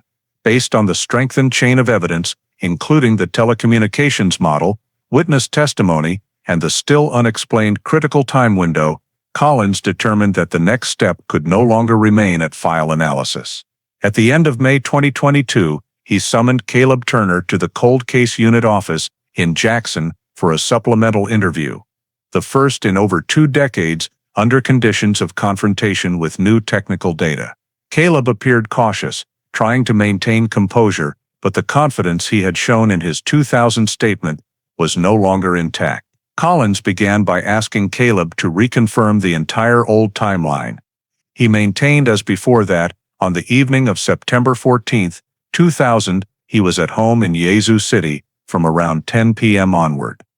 Did not leave the house, did not go to Satartia, and made only one call to Eliza at 11:47 p.m. Collins did not immediately challenge this, but presented a series of documents, including the 22-sector tower simulation, showing Caleb's phone appearing in coverage areas, E1 and S3 around Satartia, precisely within the 11:44–11:52 p.m. window. Caleb stared at the map, appearing confused, then said he didn't clearly remember how cell signals worked back then, and maybe the tower had signal drift due to heavy rain. Collins explained that the model had already ruled out weather-related errors and presented the sector handoff analysis table, proving Caleb's device had physically moved through the area near Holly Bluff Road. When Collins asked directly, "How do you explain your device's presence during the 32-minute window?" Caleb was silent for several seconds before saying he might have stepped out briefly to get something from the car, but completely denied leaving Yazoo City. Collins immediately pointed out that getting something from the car could not produce connections across 3 separate sectors miles apart, as shown in the data. Caleb appeared flustered, saying old phones glitch a lot, but Collins highlighted the paradox. The 3-sector handoffs matched exactly the only route from Caleb's home to Satartia. Caleb began changing his statement, saying he might have driven a short distance, but not to Satartia. This was the first time in over 22 years he admitted leaving home on the night of the disappearance. Collins continued, "Why in the 2000 file did you state you were completely at home? Why are you now saying you drove out?" Caleb replied that he didn't remember clearly because so much time had passed, but Collins countered immediately. "If you don't remember, why were you so certain in 2000 that you didn't leave the house for a single second?" At this point, Caleb's demeanor turned defensive. He began blaming the original investigators for recording the statement wrong or interpreting it themselves. But Collins had the original audio recording with Caleb's voice clearly stating, "I didn't leave the house. I was home all night." Collins shifted to the recovered SMS data from Eliza's SIM. When asked whether he sent a message at 11:49 p.m., Caleb stated firmly, "No, I called her at 11:47 and didn't send anything else." Collins presented the printout of the recovered message containing "Ain tuzen o. Rango I no I tuzen."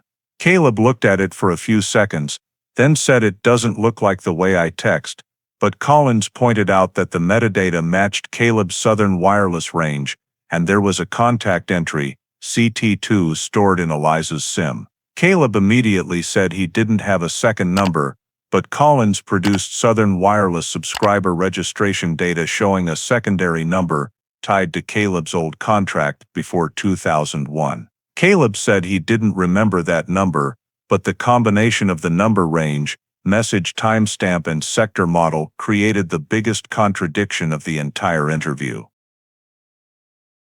Collins continued, "If you weren't near Satartia and didn't send the message, why did your phone appear near Andrew's house exactly when the message was sent? And why did you return to Yazoo City precisely at the end of the 32-minute window?" Caleb did not answer directly, instead saying the investigators were trying to frame me with modern technology that can't be compared to back then. Collins remained calm and emphasized that the sector model was only used to compare facts against statements. Caleb shifted to claiming he might have loaned the phone to a friend, but when Collins asked for the friend's name, Caleb could not answer and said he didn't remember. Collins noted inconsistent statement and pressed further. If you didn't meet Eliza that night at all, how do you explain her phone powering off just 3 minutes after receiving a message sent from a number tied to you? Caleb could not answer, only repeating that, I didn't do anything. When Collins asked whether Caleb was willing to provide location data from his current phone to verify his movement patterns, Caleb unexpectedly refused, citing privacy concerns, which Collins recorded as another anomaly. The interview ended with Collins entering into the record. Caleb provided no reasonable explanation for the timeline gap for his device's presence in the cell tower area near Satartia, or for the content of the 11:49 p.m. message. His current statement seriously contradicts his 2000 statement and the reconstructed telecommunications data. With these contradictions, Caleb was officially classified as primary person of interest, critical risk level, a designation never reached in any prior phase of the investigation. Immediately after the interview, in which Caleb Turner could not explain the critical inconsistencies in the reconstructed timeline, investigator Ira Collins promptly submitted a request for a search warrant for Caleb's vehicle, the 1999 sedan that he had continued to own until 2022, despite having transferred ownership to himself 3 consecutive times to avoid paperwork issues. The Yazoo County judge approved the search warrant on the grounds of inconsistent statements, anomalous telecommunications data, and messages directly related to the victim, authorizing the cold case unit to examine the entire vehicle, including the trunk and any areas that may have been cleaned in an attempt to remove evidence. The vehicle search took place at the Mississippi Bureau of Investigation's impound lot, where the car was placed in a cold light-controlled area to facilitate the detection of fibers and microscopic traces. Caleb tried to remain calm when handing over the keys, but when he saw Collins order the car lifted onto a hoist to inspect the undercarriage, he became visibly tense and asked, "Isn't this a bit excessive?" Collins simply replied, "We're following standard procedure." Upon opening the vehicle, the forensics technician noted that the sedan's interior appeared intact, but certain surface areas were unnaturally clean compared to others, particularly the rear seat floor area. To confirm, they scanned the entire cabin with an ALS alternative light source. Under 450 nanometers wavelength light, Collins observed milky, streaked residues right next to the right rear door hinge, indicators of cleaning with ammonia or peroxide-based compounds. Caleb immediately explained that he had once accidentally spilled carpet cleaner while detailing the car, but Collins noted that the cleaned area did not have a random shape. Instead, it followed a distinct linear pattern along the edge of the floor, as though someone had deliberately cleaned a sticky residue or liquid spill. The technicians collected samples from 3 locations: the edge of the floor carpet, the underside of the rear seat, and the rubber weather stripping around the door frame. They also used specialized adhesive tape to collect microfibers. Preliminary results revealed at least 17 fibers foreign to the vehicle's interior, including dark blue-black synthetic fibers and white cotton fibers. When cross-referenced against the common 1999 automotive interior fiber color chart, the technician confirmed that none of these fibers matched the vehicle's original materials. This made the findings particularly noteworthy, as the technician also identified one 5 mm long fiber clinging to the rear seat crack, a polyester blend fiber with a fine pattern consistent with the type of lightweight jacket Eliza was known to wear during the late-year months. Although the exact source could not yet be confirmed, Collins noted potential textile transfer, observing that the location of the fibers in the rear rather than the front increased the likelihood of indirect contact within the vehicle compartment. During the trunk examination, an area spacious enough to contain an object or person under duress, the technicians discovered linear scratches running horizontally across the trunk liner, inconsistent with normal wear. Under ALS light, Collins noticed a faint dark area in the left corner of the trunk that gave a weak positive reaction to phenolphthalein, indicating prior contact with organic material, although the field test only suggested traces that had been cleaned or were too old to identify conclusively. Caleb, standing outside the examination area, repeatedly asked what this has to do with Eliza's case after more than 20 years, but Collins only instructed him to keep his distance and not approach the vehicle. Upon closer inspection of the trunk frame, technicians detected a strong cleaning solution odor similar to heavy-duty garage degreaser, despite Caleb's earlier statement that he only used water and regular car wash soap. Collins did not alarm Caleb, but recorded this inconsistency as a point of note. Meanwhile, a technician used a probe to sample from the metal channel behind the taillight, one of the microtrace areas frequently overlooked. There, they recovered a compacted dust sample containing brown clay particles highly consistent with the distinctive mud found along the northern Satartia Canal, where Eliza's phone was recovered. When asked one final time whether he had driven to that canal area in recent years, Caleb answered hesitantly that he might have passed through sometime, can't recall exactly, but Collins noted that Satartia Canal mud has a characteristic clay composition distinct from mud in areas around Yazoo City. Any matching sample could pinpoint specific spatial and temporal contact. Collins requested further detailed examination by removing the trunk liner. Once lifted, technicians discovered a spiral-shaped abrasion mark on the underlying metal,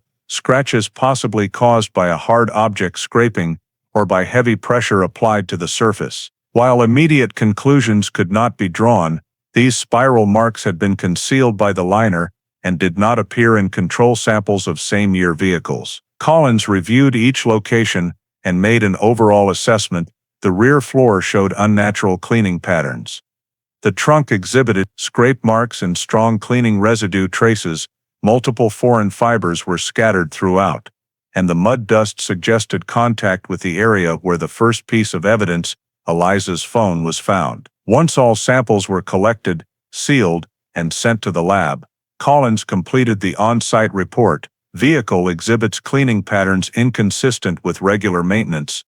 Presence of foreign fibers and sediment suggests possible post-incident cleaning or transport. Caleb Turner was neither arrested nor detained on the day of the search, but from this point forward, he was no longer merely a person of interest in statements. His vehicle had become physical evidence exhibiting multiple anomalies, and Collins updated the file.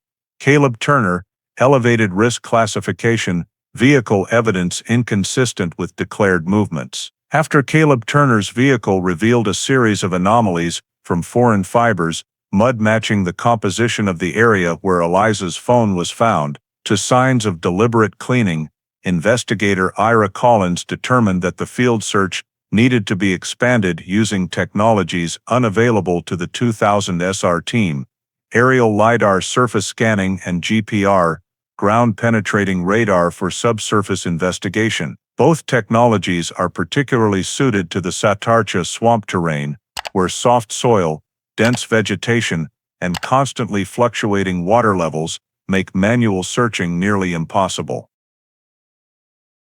Collins proposed deploying LiDAR from a helicopter to obtain a detailed 10 centimeters resolution terrain map, a level of precision traditional SAR could never achieve.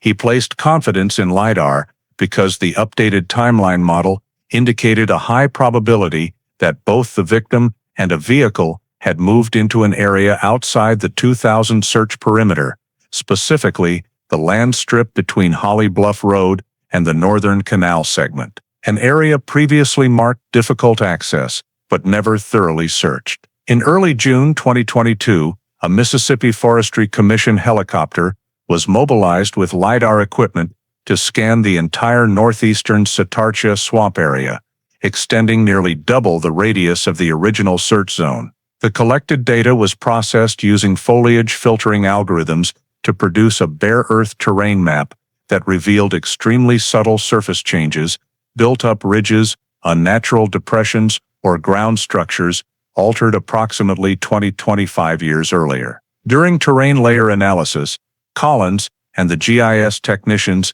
identified 14 anomalies, points exhibiting unnatural terrain features. 11 were assessed as resulting from erosion or seasonal water level changes. The remaining 3 showed small elliptical mounds, average length 1.6, 2.1 meters, width 0.7, 0.9 meters, dimensions consistent with dug and refilled pits. One of the 3 anomalies lay very close to the path indicated by the 2022 sector model, showing Caleb's phone present during the critical 32-minute window. Collins immediately prioritized this area, designating it GZ03. GZ03 is located approximately 1.2 miles from the dirt road behind Andrew's house, in a sparsely wooded area with firmer ground than the surrounding swamp, a type of edge terrain that individuals seeking to conceal objects often choose because it is easier to dig in wet weather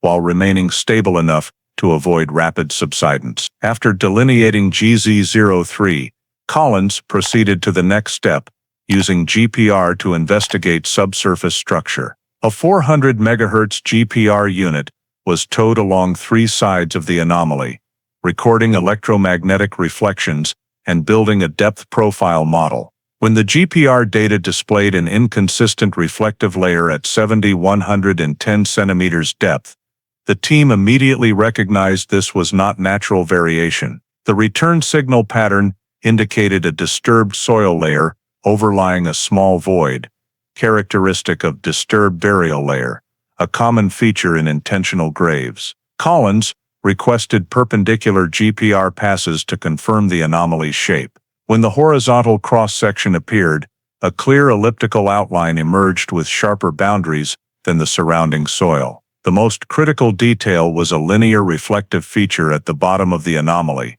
suggestive of an elongated harder-than-soil object, often seen in burials involving bodies accompanied by items or obstructions. The GPR technician rated the suspicion level of anomaly GZ03 as high probability, subsurface disturbance consistent with human burial. For the first time in over 2 decades, Collins had clear physical grounds to believe this location was related to Eliza's disappearance. Even more significantly, when cross-referenced with reconstructed telecommunications data, Collins noted that GZ03 lay precisely along the route where Caleb's device maintained connection during the transition between Sector E1 and Sector S3, matching the segment where he could have stopped the vehicle, turned off the lights, and left the main road to access the area. The light Andrew reported seeing directed northeast, also aligned with the trail leading to GZ03.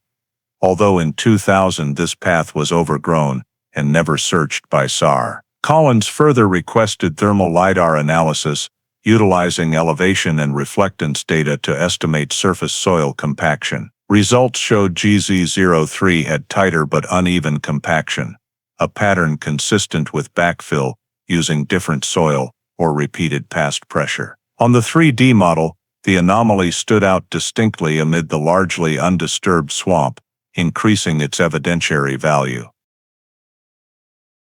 The final evaluation step involved groundwater probing with a moisture sensor. GZ03 exhibited lower drainage than surrounding areas, an unusual feature since the region consists of highly permeable soil. This could result from an underground object obstructing natural percolation. All indicators, LiDAR showing surface anomaly, GPR confirming subsurface disruption, Caleb's phone location model overlapping the site, and abnormal groundwater flow, when combined, led Collins to classify GZ03 as priority excavation site #1. The anomaly's size matching an adult human body, its burial depth consistent with amateur concealment, and its location outside the 2000 search area prompted Collins to conclude, if there is one location in the entire case file with the potential to contain answers after 22 years, this is it. The technical team prepared an official map of GZ03, documenting dimensions, GPS coordinates, terrain factors, and GPR model, in preparation for the next phase of cold case procedure. Immediately after anomaly GZ03 was determined to have high probability as a burial site related to Eliza Hartwell's disappearance, investigator Ira Collins began the most critical step since cold case #00427 SAT was reopened, compiling all obtained evidence into a comprehensive package to present to the Yazoo County District Attorney's Office in support of an arrest warrant for Caleb Turner. Given that the case had remained frozen for 22 years, Collins understood that an arrest warrant could only be approved if he could demonstrate a unified, coherent, and sufficiently strong chain of evidence establishing probable cause that Caleb was directly connected to the time and circumstances of Eliza's disappearance. Collins prepared a report exceeding 140 pages. The first section presented the 2022 reconstructed timeline using cell tower sector data and handoff analysis to prove that Caleb's phone had moved into the Satartia area during the 32-minute window, coinciding with the moment Eliza stepped into the backyard, received her final message, and powered off her device. The report emphasized that in 2000 Caleb had claimed he never left the house, yet new data showed his device continuously present within the coverage area, just 1.4 miles from Andrew's home. This was the first major inconsistency. The second section presented messages recovered from Eliza's SIM, the 11:49 p.m. message reading, "I'm nearby. Come out and talk. Don't make a scene." Collins analyzed metadata proving the message originated from a Southern wireless number, matching Caleb's secondary line, CT2, a number he had never disclosed. This message not only contradicted Caleb's claim of no further contact beyond the 11:47 p.m. call, but also indicated intent to meet Eliza immediately before she disappeared. The third section compiled traces recovered from the vehicle search, foreign fibers not belonging to the car's interior, including one polyester blend sample with a fine pattern consistent with the jacket Eliza commonly wore, unusual cleaning patterns on the rear floor and trunk, cleaning residue remnants, mud matching the canal location where the phone was found, and abnormal metal scrape marks beneath the trunk liner inconsistent with natural wear. Collins stressed that while the fibers and mud were not individually decisive physical evidence, when combined with the timeline and message data, they supported the hypothesis that Caleb's vehicle had transported an object or person on the night of Eliza's disappearance. The fourth section presented the discovery of anomaly GZ03. Aerial LiDAR identified a disturbed soil feature with an elliptical shape, consistent with a grave site. GPR revealed disrupted soil layers and a void at 7,110 centimeters depth. The anomaly's location coincided with Caleb's sector handoff route. Soil showed uneven compaction and obstructed natural drainage. Collins described GZ03 as the only anomaly in the entire swamp area exhibiting characteristics consistent with an intentional burial. When all evidence groups were placed side by side, Collins included a comprehensive analysis section demonstrating that no single element alone established legal certainty, but together, timeline, messages, vehicle traces, anomaly. They formed a powerful logical chain in which each piece reinforced the others. Collins wrote in the report, "Without Caleb's presence in the 32-minute window, the 11:49 p.m. message has no meaning. Without the message, GZ03 lacks weight. Without the anomaly, the vehicle traces lack significance. But combined, the entire chain becomes a consistent structure pointing to a single individual." On the afternoon of June 14, 2022, Collins personally delivered the report to the Yazoo County District Attorney's Office. Chief Prosecutor Marlene Hughes requested a summary under the probable cause standard, reasonable grounds to believe Caleb may have committed a crime, resulting in Eliza's disappearance. Collins presented sequentially Caleb's statements contradicted by telecommunications data, his device present near the scene at the critical time.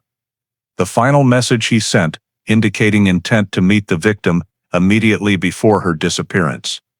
His vehicle showing signs of deliberate cleaning and foreign fibers, anomaly GZ03, exhibiting characteristics consistent with a body disposal site, all events occurring within a 1.5-mile radius of the disappearance point. Hughes asked Collins to prove that GZ03 could not be a natural formation. Collins provided 3-layer LiDAR maps comparing the anomaly to 2 nearby natural mounds. Meteorological analysis showing 2,000 water levels were low enough for digging and filling, and comparison with mathematical subsidence models, confirming the anomaly was inconsistent with any documented erosion phenomenon in the Satartia swamp ecosystem. When Hughes asked, "Is there any evidence among the 4 groups that does not align with the others?" Collins answered, "No. Every piece of evidence points to the same location and the same person." After nearly 45 minutes of review, the prosecutor instructed the legal team to verify the completeness of the arrest warrant application package, then signed the final line. Late that afternoon, the Yazoo County Court formally approved the arrest warrant for Caleb Turner on the legal basis.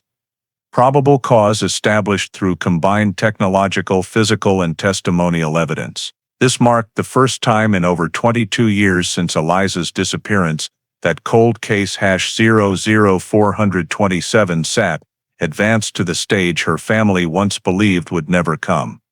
An official suspect named in the case. On the afternoon of June 15, 2022, less than 24 hours after the Yazoo County Court approved the arrest warrant, the Mississippi Cold Case Unit Special Task Force, in coordination with the Yazoo County Sheriff's Office, arrested Caleb Turner at his workplace on the outskirts of Yazoo City. Caleb was standing in the machinery repair area of a local agricultural company when 3 uniformed officers along with 2 plainclothes investigators entered the workshop. Collins came in last, holding a copy of the arrest warrant, and read it clearly.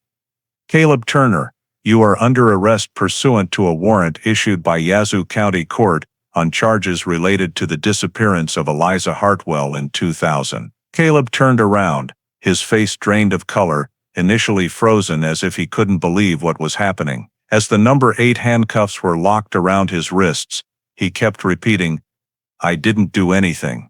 I didn't meet her that night. I already told you guys." Familiar phrases, Collins noted, but this time Caleb's voice was even more strained than during the previous interview. On the way to the MBI Interrogation Center in Jackson, Caleb repeatedly asked why he was being arrested based solely on modern technology, insisting that telecommunications data couldn't be accurate for a phone from 20 years ago. Collins didn't argue, only saying, "You'll have the chance to explain in the interview room." The interrogation took place in MBI's 3rd interview room, a square soundproofed space with 4 corner recording cameras and a simple metal table in the center. Caleb's handcuffs were removed. He was seated and instructed to place both hands on the table. Collins entered carrying a thick case file. Instead of sitting immediately, he slowly walked around the table to observe Caleb's physiological state, breathing rate, hand movements, eye direction, and reactions to the space. Caleb maintained a defensive posture, back slightly hunched, feet drawn in, eyes scanning every object in the room as if searching for an anchor point. Collins mentally noted this before finally sitting down and beginning interview #1. He opened calmly. "Caleb, today we just want you to go over everything again from the beginning. You have the right to remain silent or have an attorney, but this is your opportunity to tell us what you believe is true." Caleb swallowed hard, then repeated the sentence he had said more than 20 times over, 22 years, "I didn't meet Eliza that night." Collins didn't immediately challenge it. Instead, he took a blank sheet of paper, placed it on the table, wrote that exact sentence in the center, slid the paper toward Caleb, and said, "Good, we'll start from this sentence. You say you didn't meet her, so help me understand, why was a text sent at 11:49 p.m. from your secondary number asking Eliza to come outside and talk?" Caleb closed his eyes for a moment, then opened them with a mix of anger and confusion. "I already told you, I didn't send that text. You're building a case on faulty equipment." Collins turned the case file, pulled out the printout of the recovered text from Eliza's SIM card, and placed it directly in front of Caleb, an intentional move to observe his reaction to physical evidence. Caleb glanced at it, then immediately looked away and said, "Her phone was damaged." "You can't be sure," Collins replied gently. "Caleb, the metadata is stored on the SIM chip itself. It doesn't depend on the phone or the carrier. It records the exact send time and the originating number. You had two numbers, and you never disclosed the second one." Caleb stiffened for a few seconds, then chose to counterattack. "I don't remember, okay? That was 22 years ago. Who remembers every phone number?" Collins stayed silent, observing the tension in Caleb's jaw, a clear sign of stress. He continued, "You say you didn't meet Eliza and didn't go to Satartia that night. But your phone was in Sector E1 at 11:49 p.m. Then it switched to Sector S3. This handoff matches the route from Holly Bluff Road toward Yazoo City. How do you explain that?" Caleb clenched both fists, trying to hold back. "I already told you, the tower there was glitchy. Who knows how it picked up the signal?" Collins had long anticipated this response. He pulled out the LiDAR-modeled map of the area, along with the 2000 cell tower schematic. He pointed to anomaly location GZ03 and asked, "Have you ever been to this area?" Caleb looked at the map, then at Collins, a look of both surprise and wariness. He said, I'm not sure. I don't know where that is." Collins didn't give him time to slip away from the question. He produced an enlarged satellite photo. "This is the area we identified as having disturbed soil around the time period of 2000. It's less than a mile from where your phone connected to that sector." Caleb suddenly leaned back in his chair and crossed his arms, a classic defensive reaction when a subject feels cornered. He said defiantly, "Just because the ground is uneven doesn't mean I was there." Collins responded softly, "We're not saying you were there. We just want to know if you have any reason to deny being in Satartia that night when the data shows otherwise." Caleb turned his face away, avoiding Collins's gaze. This was when Collins began noting micro-expressions, rapid blinking body leaning slightly right, hand touching the collar, signs of a sudden spike in stress. Collins continued, "You know, many people still clearly remember the night someone they knew disappeared, even after 20 years. But you only remember one sentence, 'I didn't meet her.' It sounds rehearsed." Caleb tapped the table lightly and said, "Because it's the truth." But his pitch rose toward the end, a sign of someone trying to maintain a story that no longer fits new evidence. Collins flipped to the next page in the file. "In your vehicle we found a fiber that doesn't match the car's interior. A polyester blend with a pattern consistent with the type of jacket Eliza usually wore. How do you explain that?" Caleb began repeating, "Who knows? My car is old. Lots of people have been in and out. It's unrelated."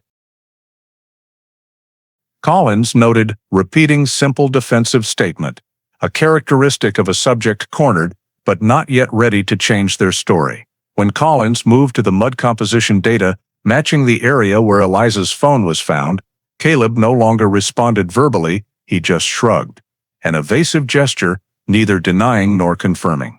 That was exactly the reaction Collins had been waiting for. The interview lasted over an hour, and throughout, Caleb steadfastly maintained, "I didn't meet Eliza that night." However, Collins wasn't focusing on the answer itself, but on how Caleb delivered it. Changes in tone, faster breathing when the 11:49 p.m. text was mentioned, avoidance of eye contact when anomaly GZ03 was brought up, and the tendency to blame technical errors whenever the reconstructed timeline was presented. When Collins left the interview room, he didn't have a confession from Caleb, but he had something more important. A psychological pattern indicating that Caleb was not denying with the confidence of an innocent man, but with the suppressed tension of someone terrified the truth would be uncovered. This reinforced the cold case unit's risk assessment. Caleb Turner was no longer merely a person of interest, he had become the central figure in every anomaly, pointing to the night Eliza Hartwell vanished. The second interview took place the next morning, when Caleb Turner was brought from the holding cell to MBI's interview room, #2. A smaller space with colder lighting, deliberately designed to increase psychological pressure on a highly defensive subject. Investigator Ira Collins entered with a thinner briefcase than the day before, though Caleb had no idea that inside were documents that would begin to crack the defensive wall he had maintained for 22 years. Collins sat down and opened not with a question but with a statement. "Caleb, yesterday you said you didn't meet Eliza. You also said you stayed home all night. But today, I'm going to show you why those two statements cannot both be true." Caleb crossed his arms, leaned back, trying to appear nonchalant, but Collins immediately noticed the increased muscle tension in his arms, a sign of psychological bracing against mounting pressure. Collins pulled out the cell tower map simulating the 32-minute window and placed it directly in front of Caleb. "This is your phone's signal path. 3 sector handoffs, 3 matching time points, each placing your device within reach of Satartia. You say you never left home, so what caused your phone to travel this route?" Caleb glanced at it, then answered curtly, "I don't know, faulty tower." Collins didn't respond immediately. He rotated the map back toward himself, then placed beside it the printout of the 11:49 p.m. text recovered from Eliza's SIM. "Caleb, I won't repeat the technical details. I'll just ask you one thing. If you weren't near Satartia, why did Eliza receive the message 'I'm close by'? Come outside and talk at the exact moment your phone connected to Sector E1, the area less than a mile from Andrew's house." For the first time since his arrest, Caleb held his breath for a moment. Not from surprise, but because his brain was frantically searching for a plausible explanation. Collins recognized the delay. He mentally noted it, and continued, "This text didn't come from the number you declared. It came from the secondary number, Sec2, the one you never turned over. You didn't disclose it, but Eliza's SIM saved it. What do you say to that?" Caleb looked down at the table, voice dry. "I don't remember that number. Maybe someone else sent it." Collins leaned forward, pushing the documents closer to Caleb's hands. "Someone else? Then why was that someone else in exactly the same position as your device during that 2-minute window? Why did they use your number? And why did they know Eliza was standing on Andrew's front porch?" Caleb suddenly leaned back hard, creating distance, a classic sign of being pushed into a dangerous zone during confrontation. Collins didn't give him recovery time. "You say you didn't meet Eliza. But this," he pointed to the logo on the GPR report, "is the map of anomaly GZ03, a disturbed soil location less than a mile from your sector travel path. One of only 3 anomalies, and this one aligns with the moment you disappeared from the mobile map." Caleb clenched his jaw, but didn't immediately deny it like the day before. That was precisely what Collins wanted to observe, the latency in response. The period when the psychological defense layer began showing cracks. Collins continued, slower and more deliberate this time, like tightening a screw notch by notch. "Caleb, now I want you to look at this." He placed 3 sealed plastic evidence bags on the table. Inside were fiber samples recovered from Caleb's vehicle. These are polyester blend fibers with a fine pattern. They don't match your car interior, but they match the type of light jacket Eliza commonly wore in 2000. "We have comparison images." Caleb looked at the bags, then at the wall, avoiding direct eye contact with the physical evidence. A psychological reaction Collins had seen hundreds of times in subjects being squeezed, but not yet ready to collapse. "How do you explain this?" Collins asked, voice level, pace unchanged. Caleb swallowed. "Who knows? Lots of people in and out of my car. It's old. Could be from someone else." "Who?" Collins asked immediately. No pause. "I don't remember." "Caleb, you don't remember your own phone number. You don't remember who was in your car. You don't remember whether you left the house. Yet you state with absolute certainty that you didn't meet Eliza. Doesn't that strike you as strange?" Caleb turned to look at Collins. This time his eyes held not defiance, but a mixture of anger and fear, a psychological blend Collins immediately recognized as the beginning of defense breakdown. Collins pressed on, "You say your car is old, and lots of people rode in it. But this fiber was found in the backseat crease, a place no one touches unless they sat there or were forced to lie down. Explain that. Caleb didn't answer, only faster blinking, chest rising and falling more noticeably. Small hand movements as if searching for support. Collins allowed 5 seconds of deliberate silence, then presented the next piece. This is mud from your trunk. And this, he showed the evidence bag, is mud from the canal where Eliza's phone was recovered. Mineral composition matches at 92%. This isn't Yazoo City mud. It isn't roadside mud. This is Satartia canal mud. Caleb gritted his teeth and snapped. My car goes everywhere. Who knows where that mud came from? Collins shook his head. No, Caleb, not all mud is the same. And this mud was in the trunk, not on the tires. For mud to get inside the trunk, something carrying it had to be placed there. At that moment, Caleb's shoulders slumped for an instant, a micro-reaction, but enough for Collins to know the first breaking point had appeared. To increase pressure, Collins brought back the final text. You say you didn't meet her, but here's what you sent. I'm close by. Come outside and talk. Don't make a big deal out of it. Caleb, an innocent person doesn't need to tell someone else don't make a big deal out of it. Caleb fell silent, staring at the table. His thumb began tapping lightly, rhythm gradually increasing, a sign of accumulating stress. Collins knew this was the moment to close. I want you to understand something important. Everything we have, timeline, texts, vehicle, mud, fibers, none of it stands alone. They fit together. They tell one consistent story. And Caleb, that story doesn't match the one you've been telling. Caleb held his breath, lips trembling slightly, then answered in a low voice.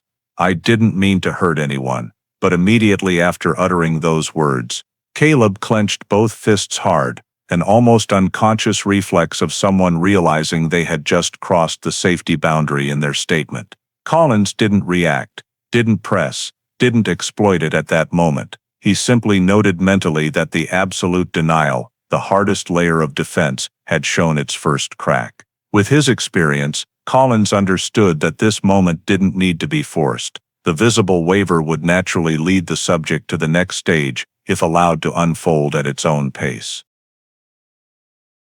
The atmosphere in the interview room slowly changed, not because of pressure from the investigator, but because of the gradually visible psychological collapse in Caleb Turner's eyes. After more than an hour of evidence confrontation, he could no longer maintain the curt tone or initial defiant attitude. Instead, there were long silences, repeated hard swallows, and slight trembling at the corners of his mouth, signs of a man still trying to cling to his old story, but with pieces of his defense beginning to fall away, preparing for the inevitable breakdown. Collins didn't rush. He knew that with subjects who had maintained a lie for over 20 years, the breaking moment never comes with shouting or table pounding, but with a quiet surrender, a downward gaze, a missed breath, an unconscious phrase like, I didn't mean to hurt anyone, slipping out before the brain could stop it. And that phrase was the point Collins returned to. He spoke more softly now, no longer pushing like in the previous hours. Caleb, you just said you didn't mean to hurt anyone. I want you to explain that more clearly.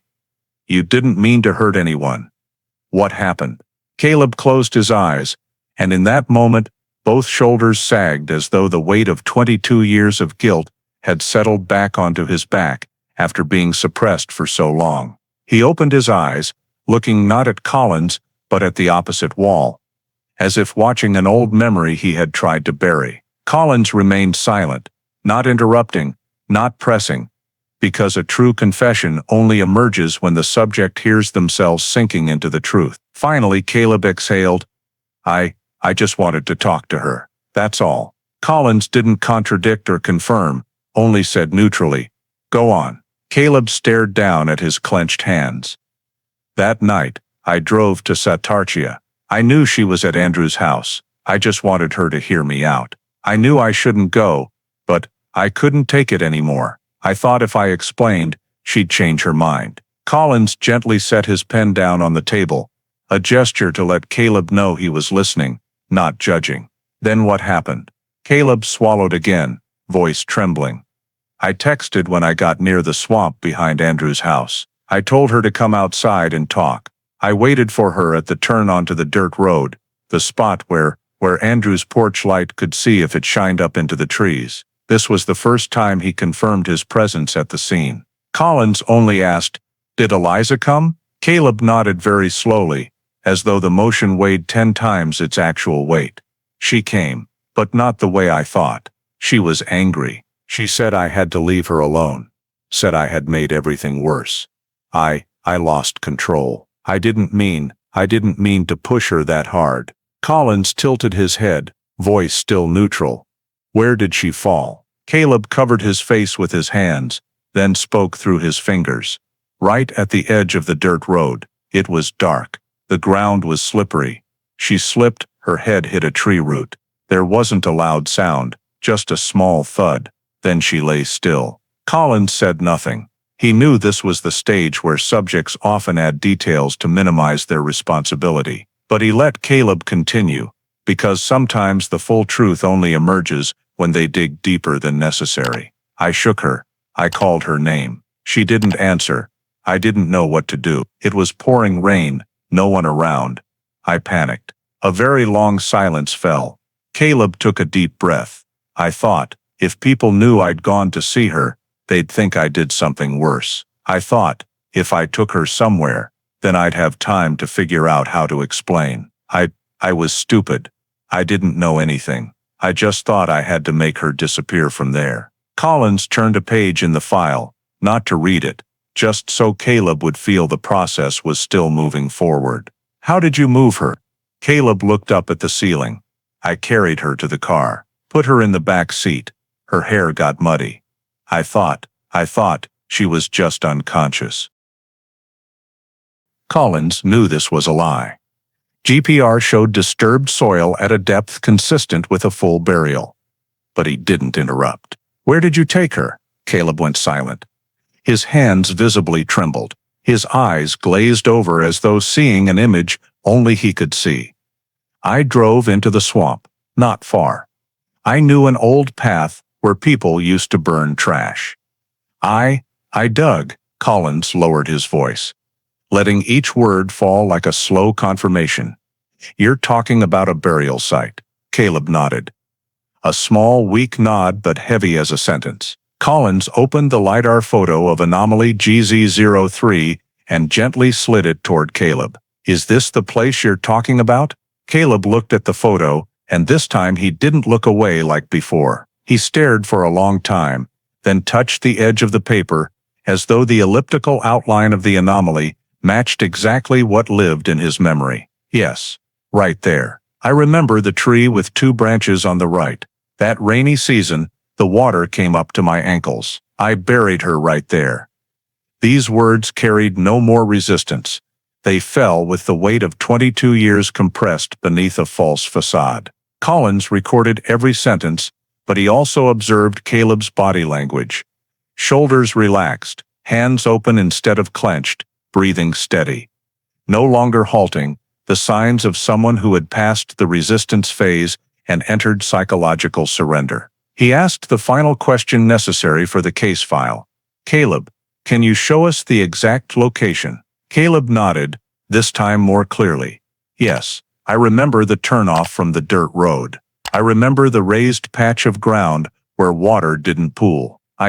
I'll take you there." Collins immediately marked the coordinates. Caleb described on the operational map, completing the necessary guidance file for the excavation process. As he stood to gather the documents, Caleb spoke softly, almost in a whisper. "I didn't think things would go this far. I just wanted her to listen to me." Collins paused, but didn't reply. He knew that from the moment Caleb confirmed the burial location, the investigation had entered an entirely new phase, where the truth no longer resided in words, but lay beneath the soil of anomaly GZ03 in the Satartia swamp for the past 22 years. The morning after, immediately upon the signing of the deployment order by the Yazoo County Sheriff, the excavation team, coordinated between the cold case unit, the Forensic Anthropology Group of Mississippi State University and the medical examiner staff from the Office of the Medical Examiner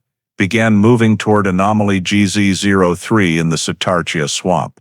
The location Caleb had pointed out the previous night, rain from 2 days earlier, had made the ground softer than usual, forcing the team to construct a wooden boardwalk to avoid disturbing the surface before documenting the scene. Investigator Collins and geotechnical technician Ryan McCall first marked the entire perimeter of the anomaly with reflective stakes, then used measuring tape to precisely determine the area of 3.1 gutter 2.4 feet, a size matching the previously collected GPR data. The area was divided into small 50 centimeters grid squares in accordance with standard forensic protocol to ensure every soil layer was recorded in excavation order. The excavation began with the soft overlying mud. The team used small trowels instead of shovels to avoid damaging any potential evidence near the surface. Just after about 15 minutes, technician Katie Howell discovered a second layer of soil with distinctly different cohesion, more compacted and darker in color than the surrounding area, a classic sign of a refilled burial pit. Collins immediately ordered this layer marked with blue stakes and began continuous recording with the forensic camera. As the compacted soil was gradually removed, a very faint organic decomposition odor, almost imperceptible unless standing very close, started to emerge. This was consistent with decomposition over more than 2 decades, where only skeletal remains and non-degradable materials would be left. At a depth of approximately 38 centimeters, Howell paused as soon as she saw an ivory-white curve glint under the excavation lights. The entire team switched to a more delicate procedure, using small soft brushes and water pipettes to clean the bone edges. Gradually, the structure of the lower jaw appeared, attached to a detached segment of the frontal skull. Collins requested precise coordinate recording and 360 degrees photography before continuing to expand the excavation area. Minutes later, a sequence of cervical vertebrae emerged, still articulated as a cluster, indicating the body may have been placed in the pit in a curled position. This matched Caleb's statement that he hurriedly buried Eliza in the rainy night without specialized digging tools. At the southeast corner of the pit, technician Jamie Roth discovered a muddy silver-colored strip.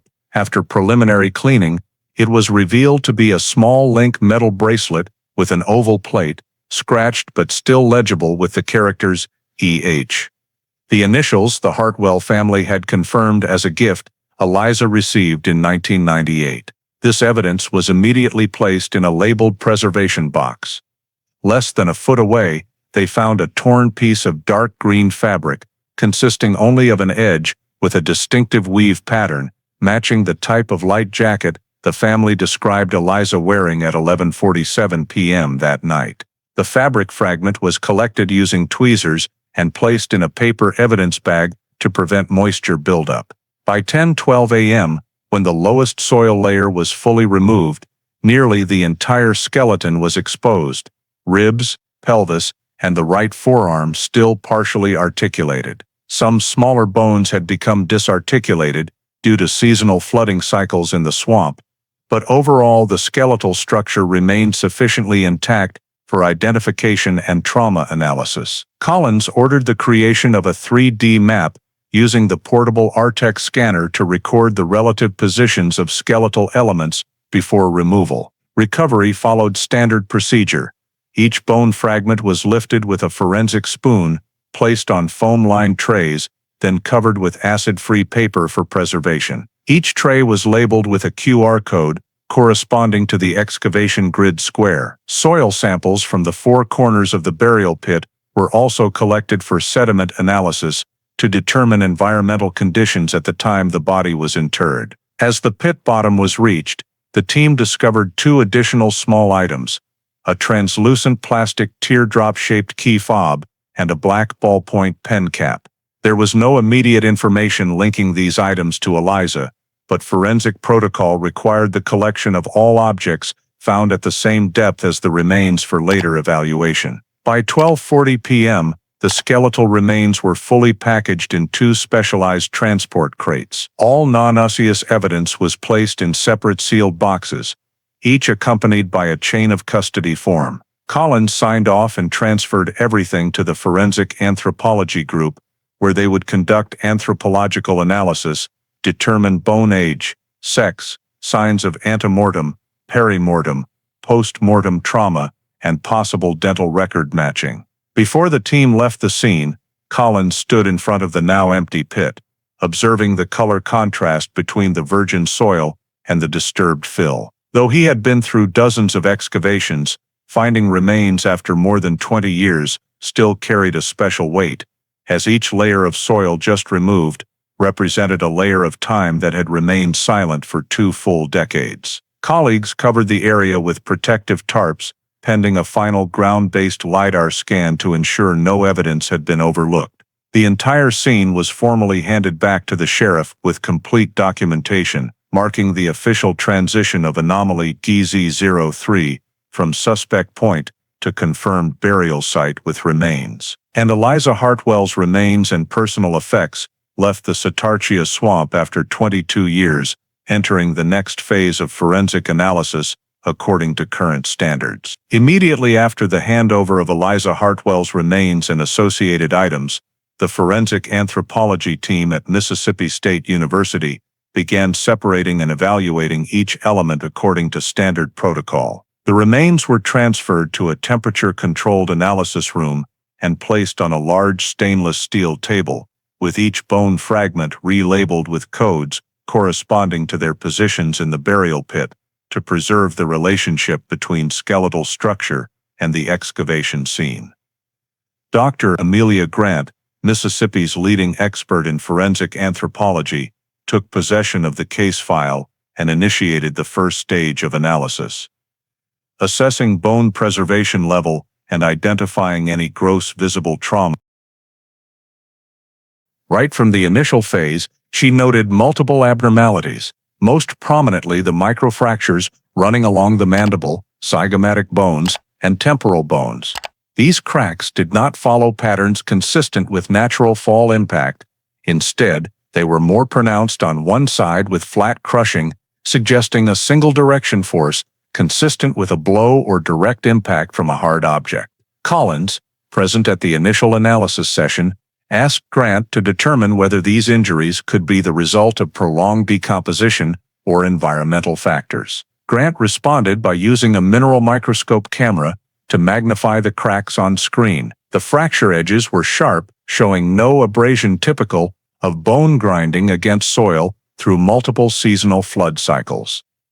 This indicated the fractures occurred while the bone was still sufficiently elastic, meaning while the victim was alive or very near the time of death. Next, Grant compared the fracture patterns to documented accident data from the Mississippi swamp region. Fractures from natural slips in mud or collisions with tree roots typically show angled, twisting elongation.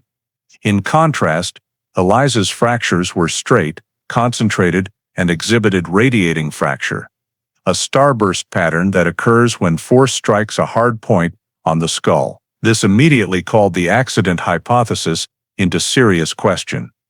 When moving to the ribs and pelvis, the team continued to find multiple small curved microfractures, commonly seen when the body experiences strong pressure over a short period. Several ribs showed signs of old healed fractures, but between those healed lines were newer cracks consistent with perimortem injury. Grant documented everything in the preliminary report and proceeded to the most critical step, determining likely cause of death based on the skull. When the skull was placed on a 360 degrees rotating stand, high-intensity light revealed an elliptical depressed area on the left temporal region with a flatter surface than the surrounding bone. Grant measured the depression depth with precision calipers, 3.7 mm, a depth unlikely to result from an uncontrolled fall into soft soil. Combined with radiating microfractures from the center of the depression, she concluded the force came from an object with a relatively hard but not sharp surface,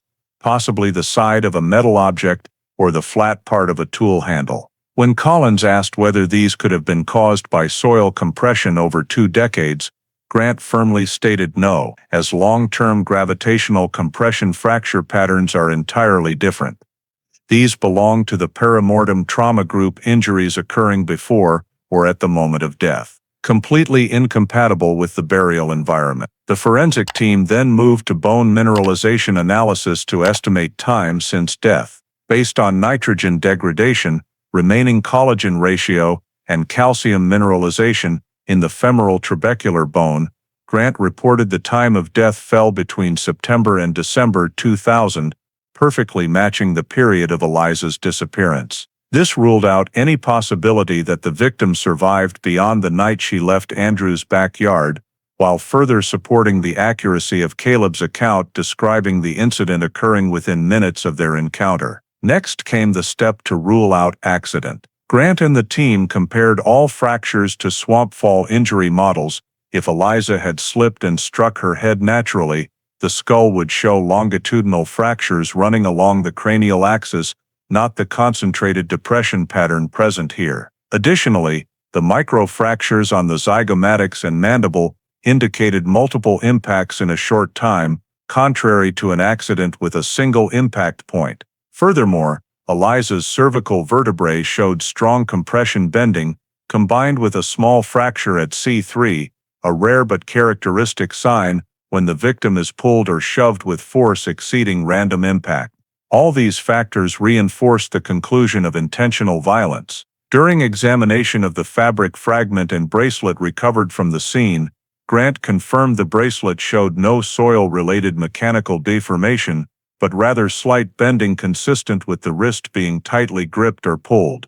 The dark green fabric exhibited a V-shaped tear suggestive of longitudinal pulling rather than snagging on branches.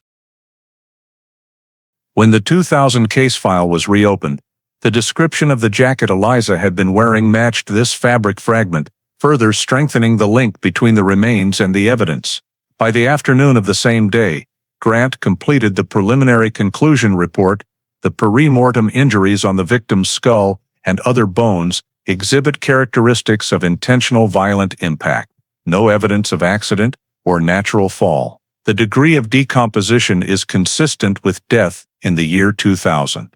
Cause of death is determined to be traumatic brain injury due to severe blunt force. Collins received the report, signed the receipt, and entered it into cold case #00427 SAT as one of the most critical pieces of evidence establishing the nature of the case. Immediately after the forensic anthropology report was entered into cold case #00427 SAT, investigator Ira Collins began the most critical step before the court phase, constructing a complete prosecution file to be transferred to the Yazoo County District Attorney's Office. All data was reorganized into 4 main structural groups: 1 forensic evidence, scientific evidence, 2 reconstructed timeline rebuilt using 2022 technology, 3 suspect statements, Caleb Turner's statements and confession, and 4 correlation analysis, cross-referencing between groups. In the forensic group, Collins compiled all materials including LiDAR and GPR maps, locating anomaly GZ03, scene photographs at every soil layer, video of the remains recovery process, physical evidence including the EH bracelet, jacket fabric fragment, soil comparison samples, bone mineralization results, and Dr. Amelia Grant's report. Collins highlighted the most crucial items as pillars of the prosecution argument: microfractures on the skull and zygomatics, depressed fracture on the left temporal bone, cervical compression evidence, and the perimortem trauma pattern indicating violent impact before death, combined with the complete exclusion of accident. This data was placed in forensic appendices A1 through A9. The reconstructed timeline was strengthened with 2000 cell tower data reanalyzed using vertical industry modeling, clearly showing 3 key points. Caleb's device appeared near sector E1 exactly when Eliza left the backyard, a 32-minute unaccounted window, and the moment Eliza's phone powered off, matching Caleb's vehicle position based on movement vector. Collins created illustrative maps with directional arrows, minute-by-minute timestamps, and signal overlap zones for easy presentation to a jury. Moving to the suspect statements group, Collins edited all of Interview 1, Interview 2, and Caleb's final confession. Each segment was categorized for comparison: initial statements, 2022 pre-confrontation statements, and confession regarding body burial. Collins labeled key contradictions. Contradiction 1. Caleb claimed he never met Eliza, but timeline proved his vehicle was near Andrew's house at the time of disappearance. Contradiction 2. Caleb denied being in Satartia, but cell tower data clearly confirmed his location. Contradiction 3. Caleb said he never entered the swamp, yet anomaly GZ03 coordinates matched the spot he identified. Contradiction 4. Caleb claimed Eliza slipped and fell, but forensic conclusion ruled out accident. He then positioned the confession at the center of the argument, burying the body as an active act of concealment, ruling out accident. The correlation analysis section was where Collins invested the most time. He ensured every piece of data had clear, sequential, and non-contradictory connections. He reconstructed the case along 3 timelines. Axis 1, real time from 11:47 p.m. to 12:23 a.m. Axis 2, time according to Caleb's statements. Axis 3, time according to forensic and telecommunications data. When overlaying the 3 axes, prosecutors could see the discrepancies. Caleb's statements were blank from 11:50, 12:22 a.m., while the forensic timeline filled the entire period with irrefutable data points. Collins continued building the prosecution file in Mississippi's standard format. Background of the case, summarizing the 2000 disappearance, procedural history documenting the 2005 transfer to cold case, and 2022 reopening. Summary of evidence listing each evidence group, legal basis establishing the charging framework for causing death and concealing the body. In the linking evidence section, Collins emphasized 3 locking points: 1. Positive identification of the remains as Eliza Hartwell via bracelet, fabric, and skeletal structure match. 2. Determination of death by violent blunt force, ruling out accident. 3. Establishment of Caleb's involvement through location, timing, and statements. Collins worked directly with the 2 prosecutors assigned to the case, walking through the logical steps: Eliza leaving the backyard, Andrew's headlight sighting, sector data overlaying Caleb's statements, and the burial behavior at anomaly GZ03. The prosecutors requested Collins add a section on the consistency between the confession and field evidence. This was necessary to demonstrate to a jury that the confession was not coerced, but aligned with objective evidence. Collins added a description of the guided walkthrough.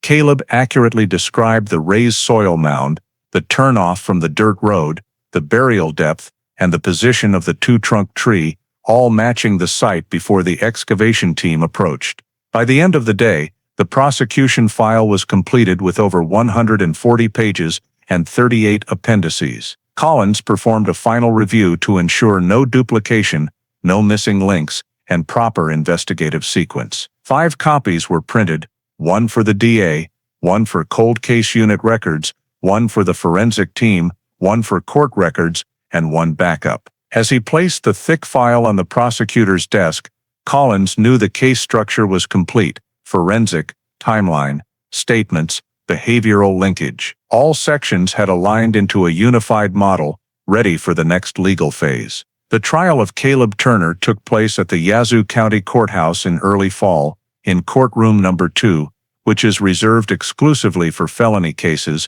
where both the prosecution and the defense team had meticulously prepared for a multi-day confrontation. From the very first morning, lead prosecutor Marcia Rowe presented the indictment based on the case file prepared by investigator Collins.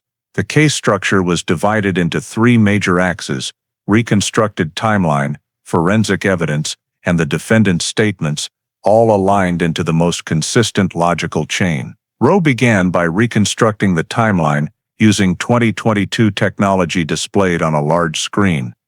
The cell tower signal chart, clearly showed each sector that Caleb's device connected to on the night Eliza disappeared, along with analysis of the 32-minute window, the period the defendant could not explain throughout the entire interrogation process. She described the correlation between the moment Eliza left the backyard at 11:47 p.m., the vehicle headlights that Andrew Shaw observed, and the position of sector E1 that recorded Caleb's phone signal. Every time stamp was coded and drawn as a continuous line stretching from the area near Andrew's house to the Satartia swamp, where anomaly GZ03 had been identified. When she reached the 11:52 p.m. mark, Rowe paused, pointing to the graph showing the exact moment Eliza's phone went completely dead. This is when the victim was no longer capable of using her phone. This is also when the defendant's device appeared in the signal overlap area near the swamp. These two pieces of data cannot exist independently. The defense objected, requesting the data be excluded because cell tower accuracy in the year 2000 was insufficient. But the judge overruled. The data had been reconstructed using forensic mapping methods widely accepted in cold case prosecutions. Following the timeline presentation, forensic experts took the stand, led by Dr. Amelia Grant. On the screen, magnified images of Eliza's skull appeared. Microfractures were clearly visible, along with a characteristic depression in the left temporal region. Grant explained that these microcracks were not caused by the swamp environment, nor were they the result of a natural fall accident. They belonged to the perimortem trauma category, injuries occurring immediately before or at the moment of death. She presented an impact force model using geometric simulation software, demonstrating how a hard object striking the skull could produce starburst fracture patterns. When the defense attempted to question whether the bones could have been worn by seasonal standing water, Grant displayed a series of comparative images showing environmentally damaged bones versus intentionally inflicted trauma. Environmental cracks are never sharp, never converge to a single point, and never exhibit perpendicular patterns like this. The jury took continuous notes, clearly persuaded by the scientific argument. Grant then went on to present evidence of bending deformation in the cervical vertebrae, proving the body had been subjected to strong pulling force, completely contradicting the defendant's claim that Eliza had slipped and fallen. The prosecution continued to strengthen its case with excavated physical evidence, the bracelet engraved with EHA, a piece of dark green fabric matching the jacket Eliza was wearing that night, and the burial depth of 38 centimeters, demonstrating intentional concealment.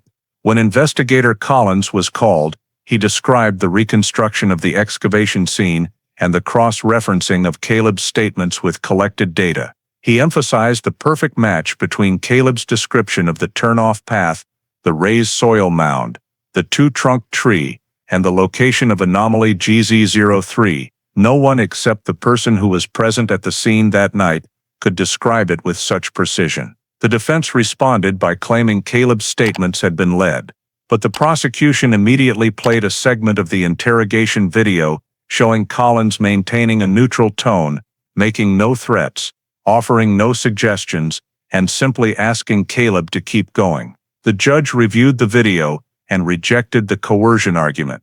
The next phase of arguments centered on the 32-minute window. The defense hypothesized that Caleb had stopped the vehicle to make a phone call, check a tire, or take shelter from the rain. Rowe countered with weather radar data showing that rain had significantly decreased between 11:40 and 12:15, providing no reason for the vehicle to remain stopped for so long on a deserted dirt road. Moreover, the coinciding appearance of Caleb's phone signal and Andrew's testimony about seeing headlights reinforced that the defendant was present in the area near Andrew's house precisely when Eliza disappeared. The prosecution also introduced a crucial piece of evidence: logical contradictions in Caleb's statements when he described Eliza falling, while simultaneously describing carrying her to the car and taking her to the old spot in the swamp, behavior that Rowe characterized as impossible for someone who genuinely believed the victim was merely unconscious.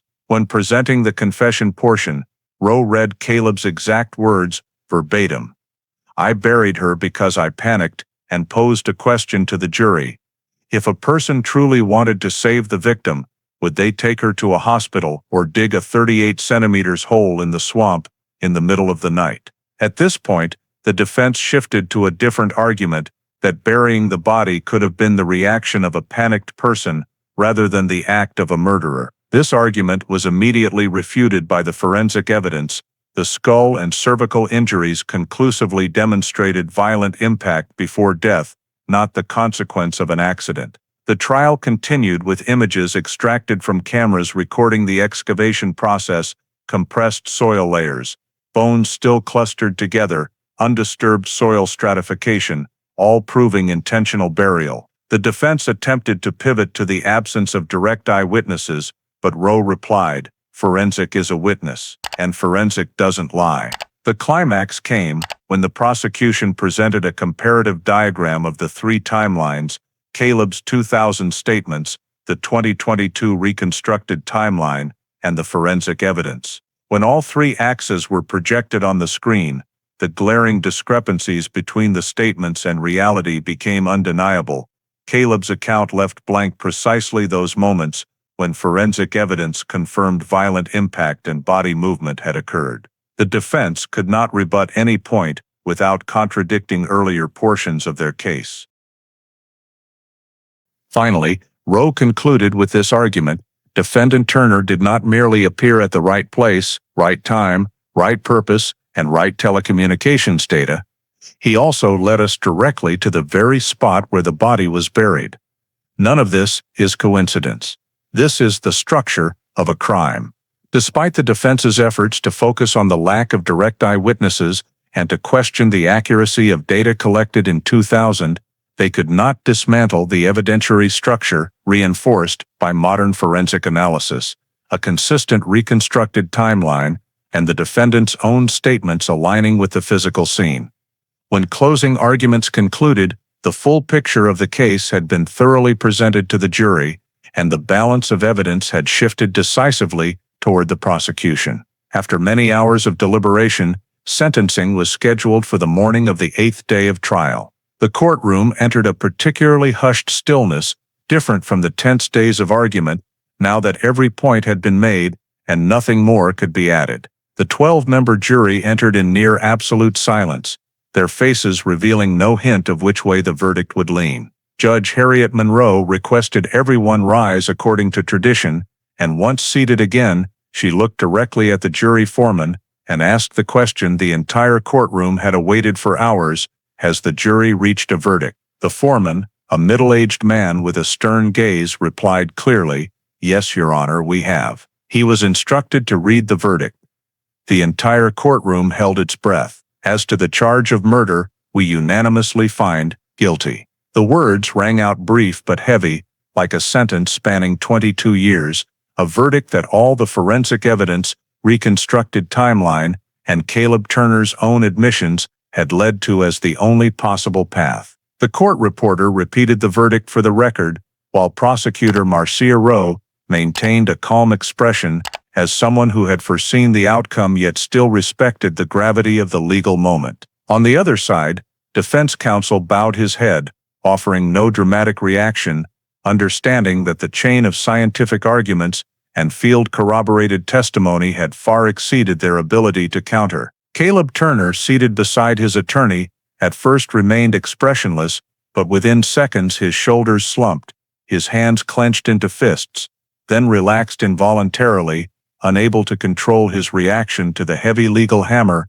that had just fallen on his life. When Judge Monroe requested the jury confirm the verdict through polling, each member stood and answered guilty decisively. There was no hesitation, no wavering, a reflection of the strength of the complete forensic puzzle the prosecution had presented throughout the week. After the verdict was confirmed, the judge immediately proceeded to sentencing. Judge Monroe opened the file before her, reviewing all considered factors: the nature of the conduct causing Eliza Hartwell's death, the defendant's active concealment of the body in the Satartia swamp, the 2-decade duration of the concealment, and the degree of interference with the initial investigation. She emphasized that Caleb had not only caused Eliza's death, but had forced the victim's family to live 22 years without the truth, without a place to mourn, without any explanation for their daughter's sudden disappearance. At this point, several members of Eliza's family, seated behind the prosecution table, began to cry quietly, yet maintained the dignified silence required in the courtroom. The judge also acknowledged that Caleb had eventually disclosed the body's location, but she stated that this occurred only after forensic evidence and telecommunications data left him no choice but to reveal it, and thus could not be considered a decisive mitigating factor. Judge Monroe then pronounced the sentence. For the crime of murder under Mississippi law, the court sentences the defendant Caleb Turner to 35 years imprisonment in a state correctional facility. The sentencing took less than 2 minutes, yet every word carried tremendous weight, closing a chapter that had lasted nearly an entire generation. The courtroom fell completely silent. Then the sound of pens scratching and chairs shifting gently arose as the judge ordered the defendant to be taken into custody. Caleb did not resist or speak. He simply bowed his head and followed the deputies out the rear door. Although strong emotional displays were not permitted in the courtroom, visible relief appeared on the faces of some of Eliza's family members, a relief that was both painful and liberating. Because while the sentence could not bring Eliza back, it at least returned the truth they had sought for 22 years. Prosecutor Rowe exchanged a brief word with Collins immediately after the sentencing. There was no celebration, no congratulations. But in their short nod was a quiet acknowledgement that the longest-running investigation in the Yazoo County Cold Case Unit had reached its legal conclusion. Outside the courthouse, Satartia residents who had followed the trial remained gathered, not so much because of the 35-year sentence, but because of the shock of learning that the disappearance once considered hopeless in 2000 had actually been a meticulously concealed murder that had gone undetected for decades. Yet within the courtroom, where the law was applied coldly but consistently, Caleb Turner was officially convicted of murder, and the 35-year sentence marked the final milestone in the long journey to justice for Eliza Hartwell. Immediately after the trial concluded, and the 35-year sentence for Caleb Turner was formally pronounced, the Mississippi DOJ, in coordination with the Yazoo County Sheriff's Office, compiled all case-related information into an operational report titled Cold Case Solved.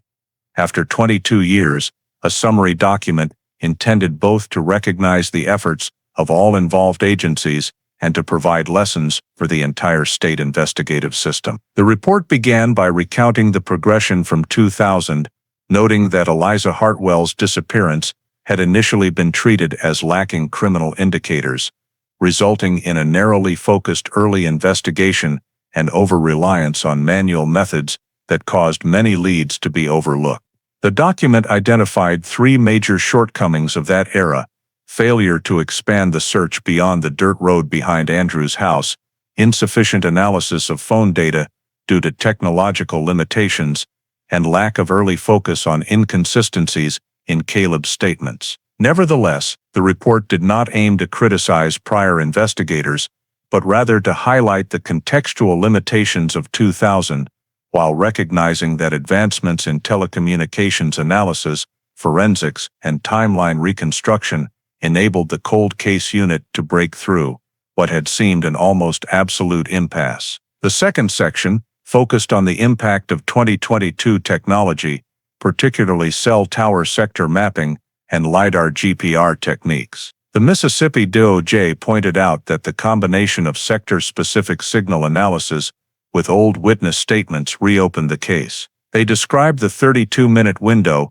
as a logical black hole that any investigative file encountering it should immediately place in the high-priority suspect category. The report also devoted a significant portion to analyzing how forensic anthropology served as the key: microfractures, skull depression, cervical compression signs, and sediment comparison methods confirmed the death was not accidental. Dr. Grant's conclusions were included in the appendix as a textbook example of comprehensive forensic procedure in cold cases. The document then described the residual impact on the Satartia community, A place that once believed Eliza was simply a missing person, with no explanation, now had to confront the reality that the case involved concealed violence occurring within their own community. Several residents shared in interviews that they were shocked to learn the headlights Andrew saw on that rainy night in 2000 were actually a pivotal piece of evidence that took 22 years to be properly validated. These emotions were reflected in the report as evidence of the long-lasting community impact when a case is not fully resolved. The most important section of the report was lessons learned, listing new proposed guidelines for all Mississippi investigative agencies. The first rule: never eliminate a suspect based solely on their statements unless those statements are independently corroborated. The second: every adult missing person case must be analyzed as a potential violent crime until proven otherwise. The third: when a scene is affected by environmental factors, such as heavy rain or seasonal flooding, an immediate geological team must be deployed to measure and model movement patterns. The fourth: even old telecommunications data retains value when reconstructed with modern algorithms. These principles were recommended for statewide implementation starting the following year. The final section of the report highlighted the contributions of investigator Era Collins and the Cold Case Unit, their persistent review of every old file detail, identification of gaps, application of new technology, and especially the ability to combine investigative logic with forensic data brought the case from complete cold status back onto the path of justice. The report affirmed that without this multidisciplinary coordination, from telecommunications, geology, forensic anthropology, to scene investigation, the Eliza Hartwell case would have remained on the missing unresolved list for many more years. When the document, Cold Case Solved After 22 Years, was officially released, it quickly became an internal reference for many units across the state and carried symbolic significance for the modern investigative capability of Mississippi. A case left open for 2 decades was finally recovered, decoded, and brought to a just verdict. With this summary, the long journey of solving the case came to a complete close, leaving behind a major lesson for the entire state investigative system about the importance of patience, technology, and multi-layered cross-verification. The elements that ultimately brought the final answer to Eliza Hartwell's disappearance. The Eliza Hartwell case serves as a powerful reminder of how small gaps in investigation, unpursued inconsistencies in statements, or reliance on limited technology of the era can lead to 22 years of silence. In the current context of the United States, where missing persons cases still occur daily and public trust in the justice system is sometimes tested, the story underscores the importance of not rushing to conclusions and not ruling out criminality simply because no clear signs are visible. Eliza's disappearance on a rainy night, leaving no obvious evidence, once led many to believe she had simply left on her own. But the contradictory statements of Caleb, the unexplainable 32-minute window, and the fact that the headlights Andrew saw were underestimated show that sometimes the smallest details carry the greatest significance. For Americans today, the story conveys 2 practical lessons. First, a missing person report is never too early. Eliza's family called the police the very next morning, and that was the single factor that established the 11:47 p.m. time marker, the foundation for the timeline reconstruction 22 years later. Second, the truth always leaves traces, whether under swamp mud or in the form of old cell tower data. Advancing technology provides the opportunity to illuminate long-dormant cases, but even more important is the persistent attitude of following every lead to the end. Just as investigator Collins recognized the holes in the old file and refused to ignore them. The story reminds us that justice sometimes arrives late, but it arrives only for those who never give up the search for truth. If you want to continue following cases solved after many years of silence, like the story of Eliza Hartwell, don't forget to subscribe to the channel so you won't miss any journey to uncover the truth. Thank you for joining me, and I'll see you in the next video with another shocking American case file.